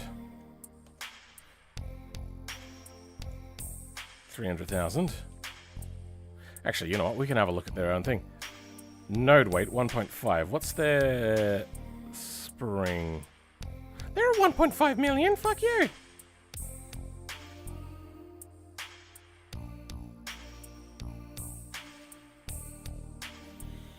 Whatever. Okay.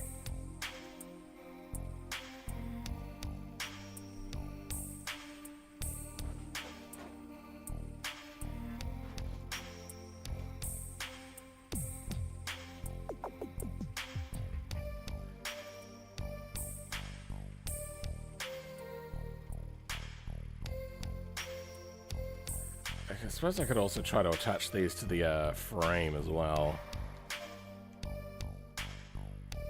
So we got F17.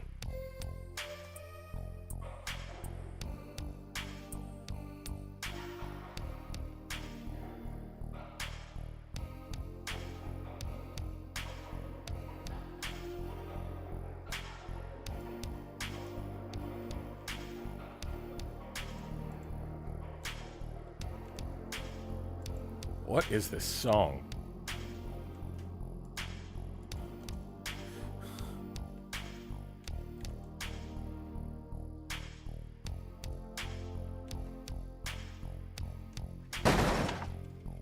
so that's doing a little bit better. But, that's still way too soft.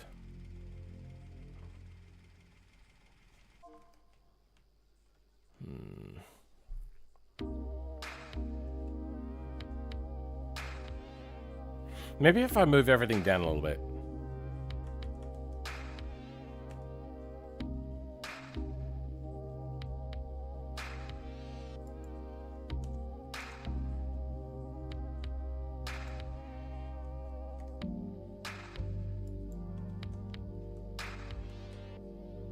Out there?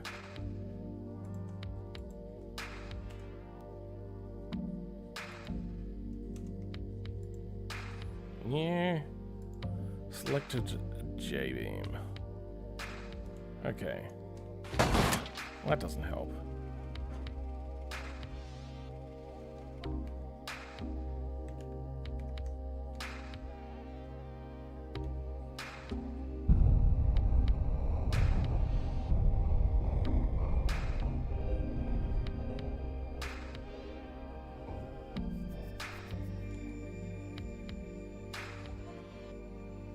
Yeah, okay.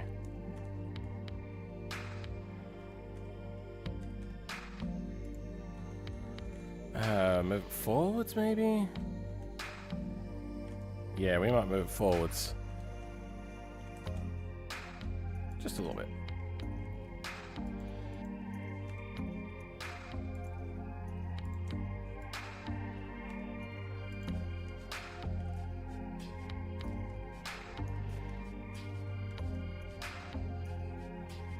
That's just gonna pull that bump all the way down.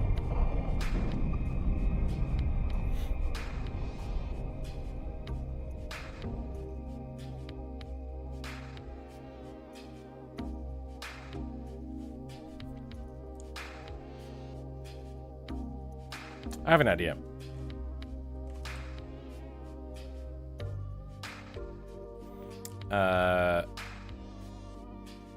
What just happened? What? FB3. Actually. No, we're going to do this twice.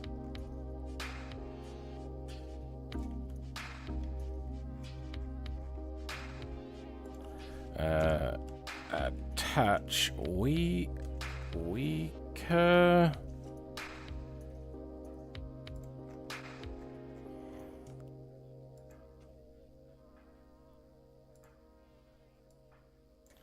F17. Is it going outside of the bounds? No, it's not. Okay. FB3. These ones will be fairly strong. Let's bring that up to 1 million. Then you'll be the weaker ones.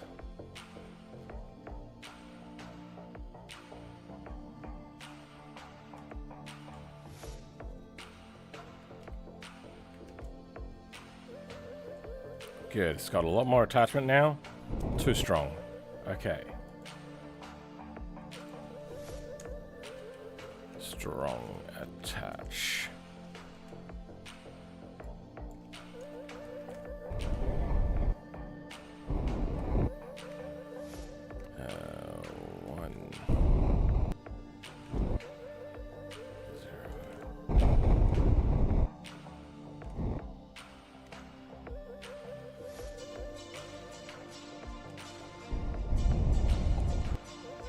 That doesn't matter. Alright, let's reduce you down a little bit. Let's go to 800,000. 700.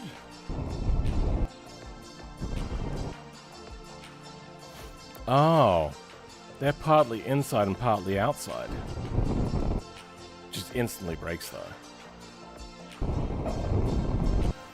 I wonder if it's to do with these ones here.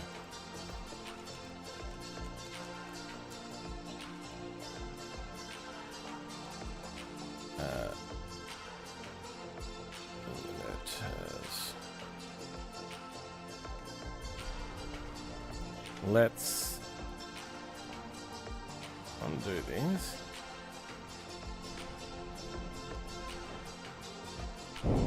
No, so it's not that.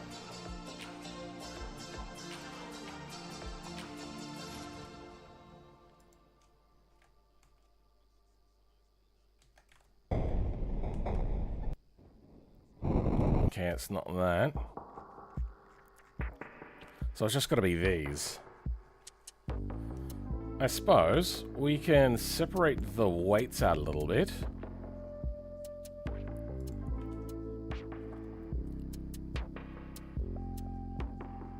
Oh, these are all out of order, for fuck's sake.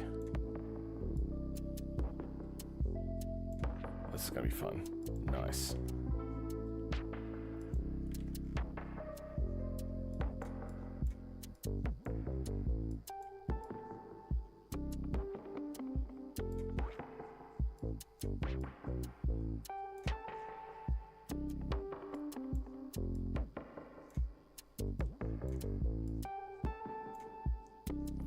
Okay.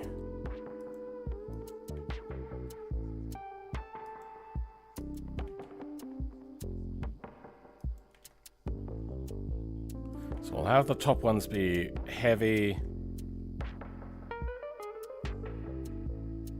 and the bottom ones be lighter. Alright, so these can drop down to 5. Wait, no. You down to 5. Yes.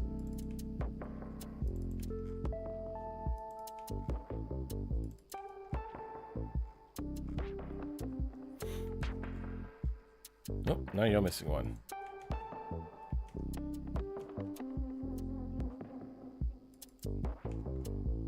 Nope, that's wrong. Yep, no, there you go. Okay. I'm getting all kerfuffled. Okay, you're still unhappy. Let's check the weights. Okay, that worked. I wonder if you're too shaky. You're currently at 5 million. Nah, you're good.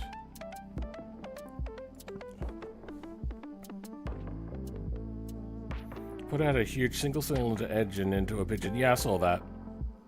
And that made me think of the Lance Bulldog tractor. I mean, I made a large single-cylinder a while ago.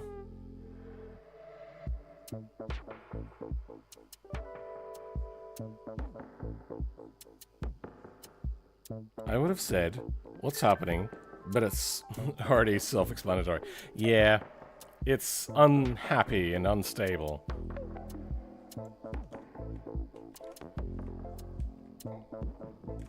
It's not you that's popping. It's got to be the top one, right?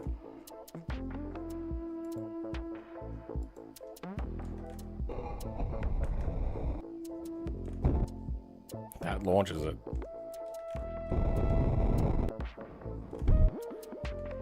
Is it trying to move? Beam pre-compression is 1. No, that should be fine. Let's go...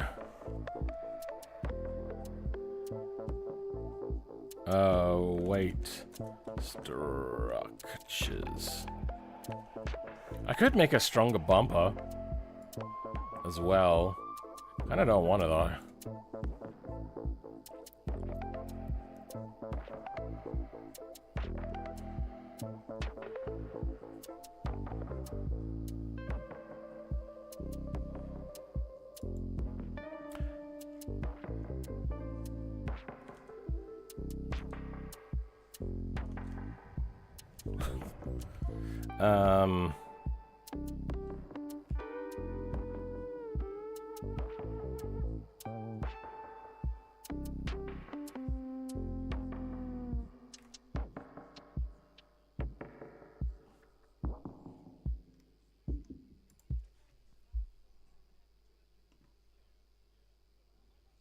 I don't want to make this much weaker because it's already very soft.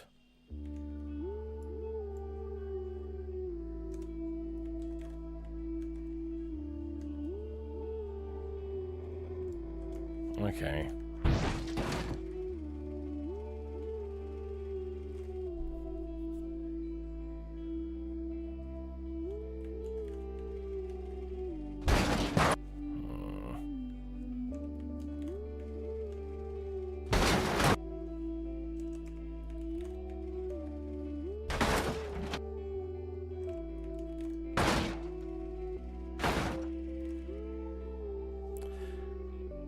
I can overwrite nodes.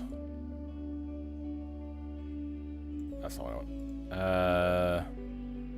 Let's grab these.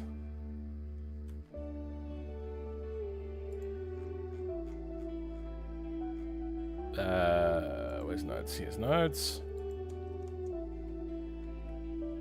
We'll get your group.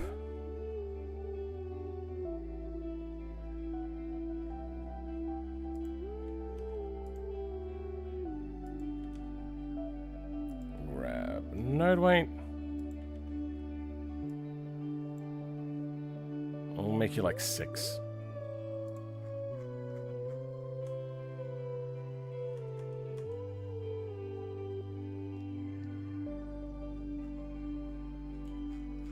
Okay. Alrighty, that's a lot more stable now. But it's just yanking that bumper down.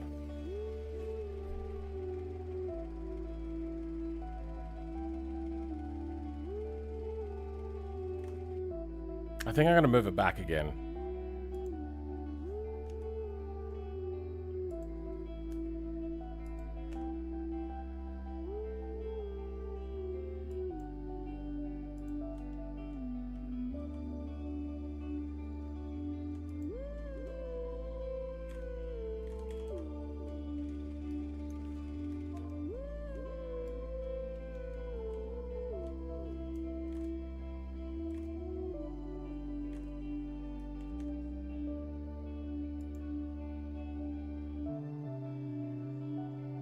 Why did you not move?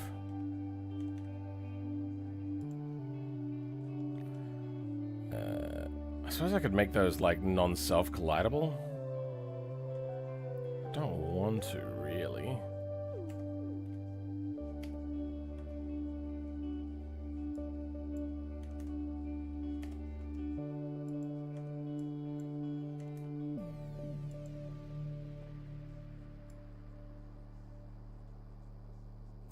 Oh, shit. Alright, well. Let's go again.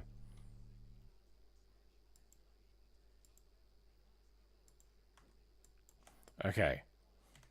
We won't move the bumper ones that weren't meant to be moved. Forgot about that.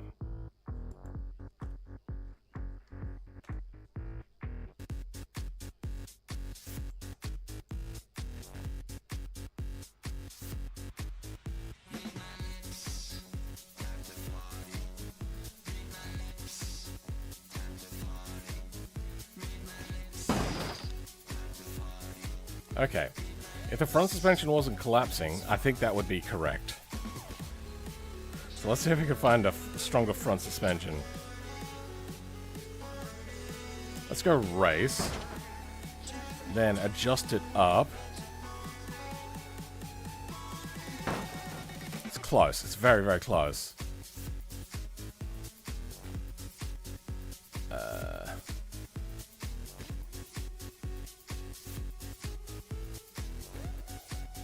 Spring rate up.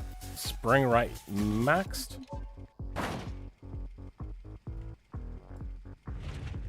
It's getting close to being able to hold its own. Are these attached to each other?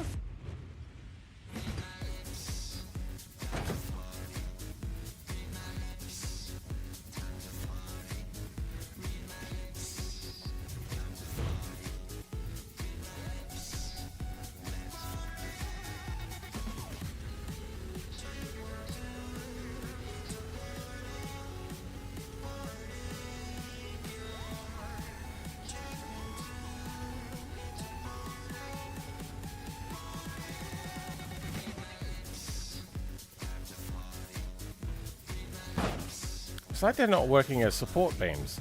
Like, this is meant to have a little bit of give before it starts applying force. Or I wonder if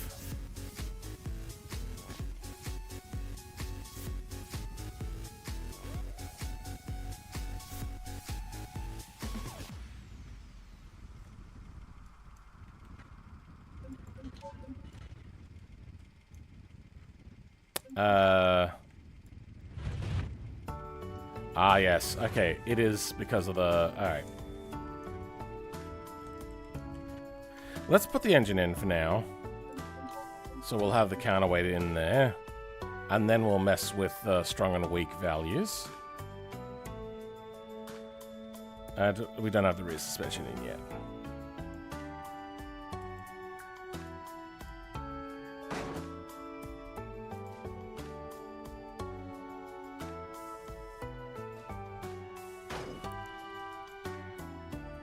Then we want... Oh, that just tips the weights further into the ground. Shit. Yeah, we only have 16x7s as an option. Can't make them any smaller. Can we make the front wheel and tire bigger? No. We can go 10x6. Nice.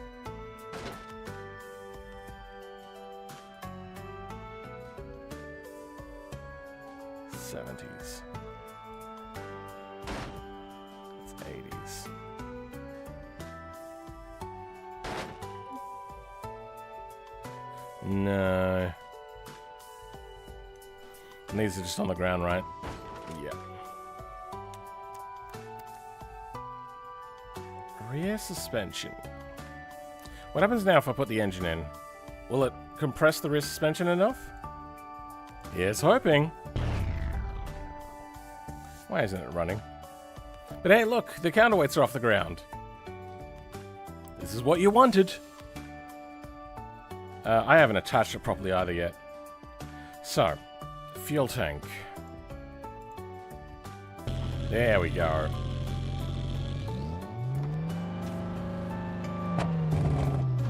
Perfect.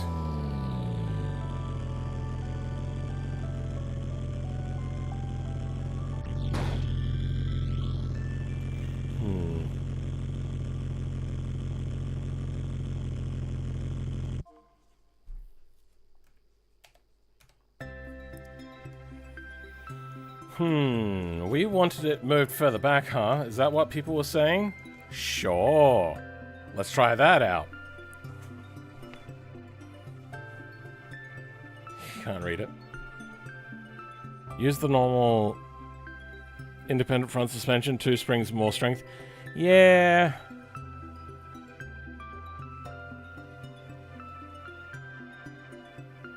But that's not what people want. Let's, I think we're gonna have to take off the bed and run some sort of bracketry. Which I have an idea for that, actually. I think I'll grab something from the front suspension.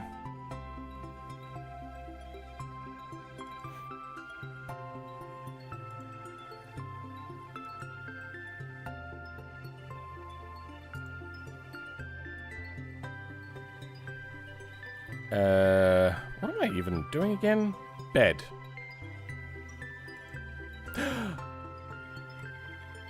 Oh, steel tube bed. I haven't fed Pippa this morning.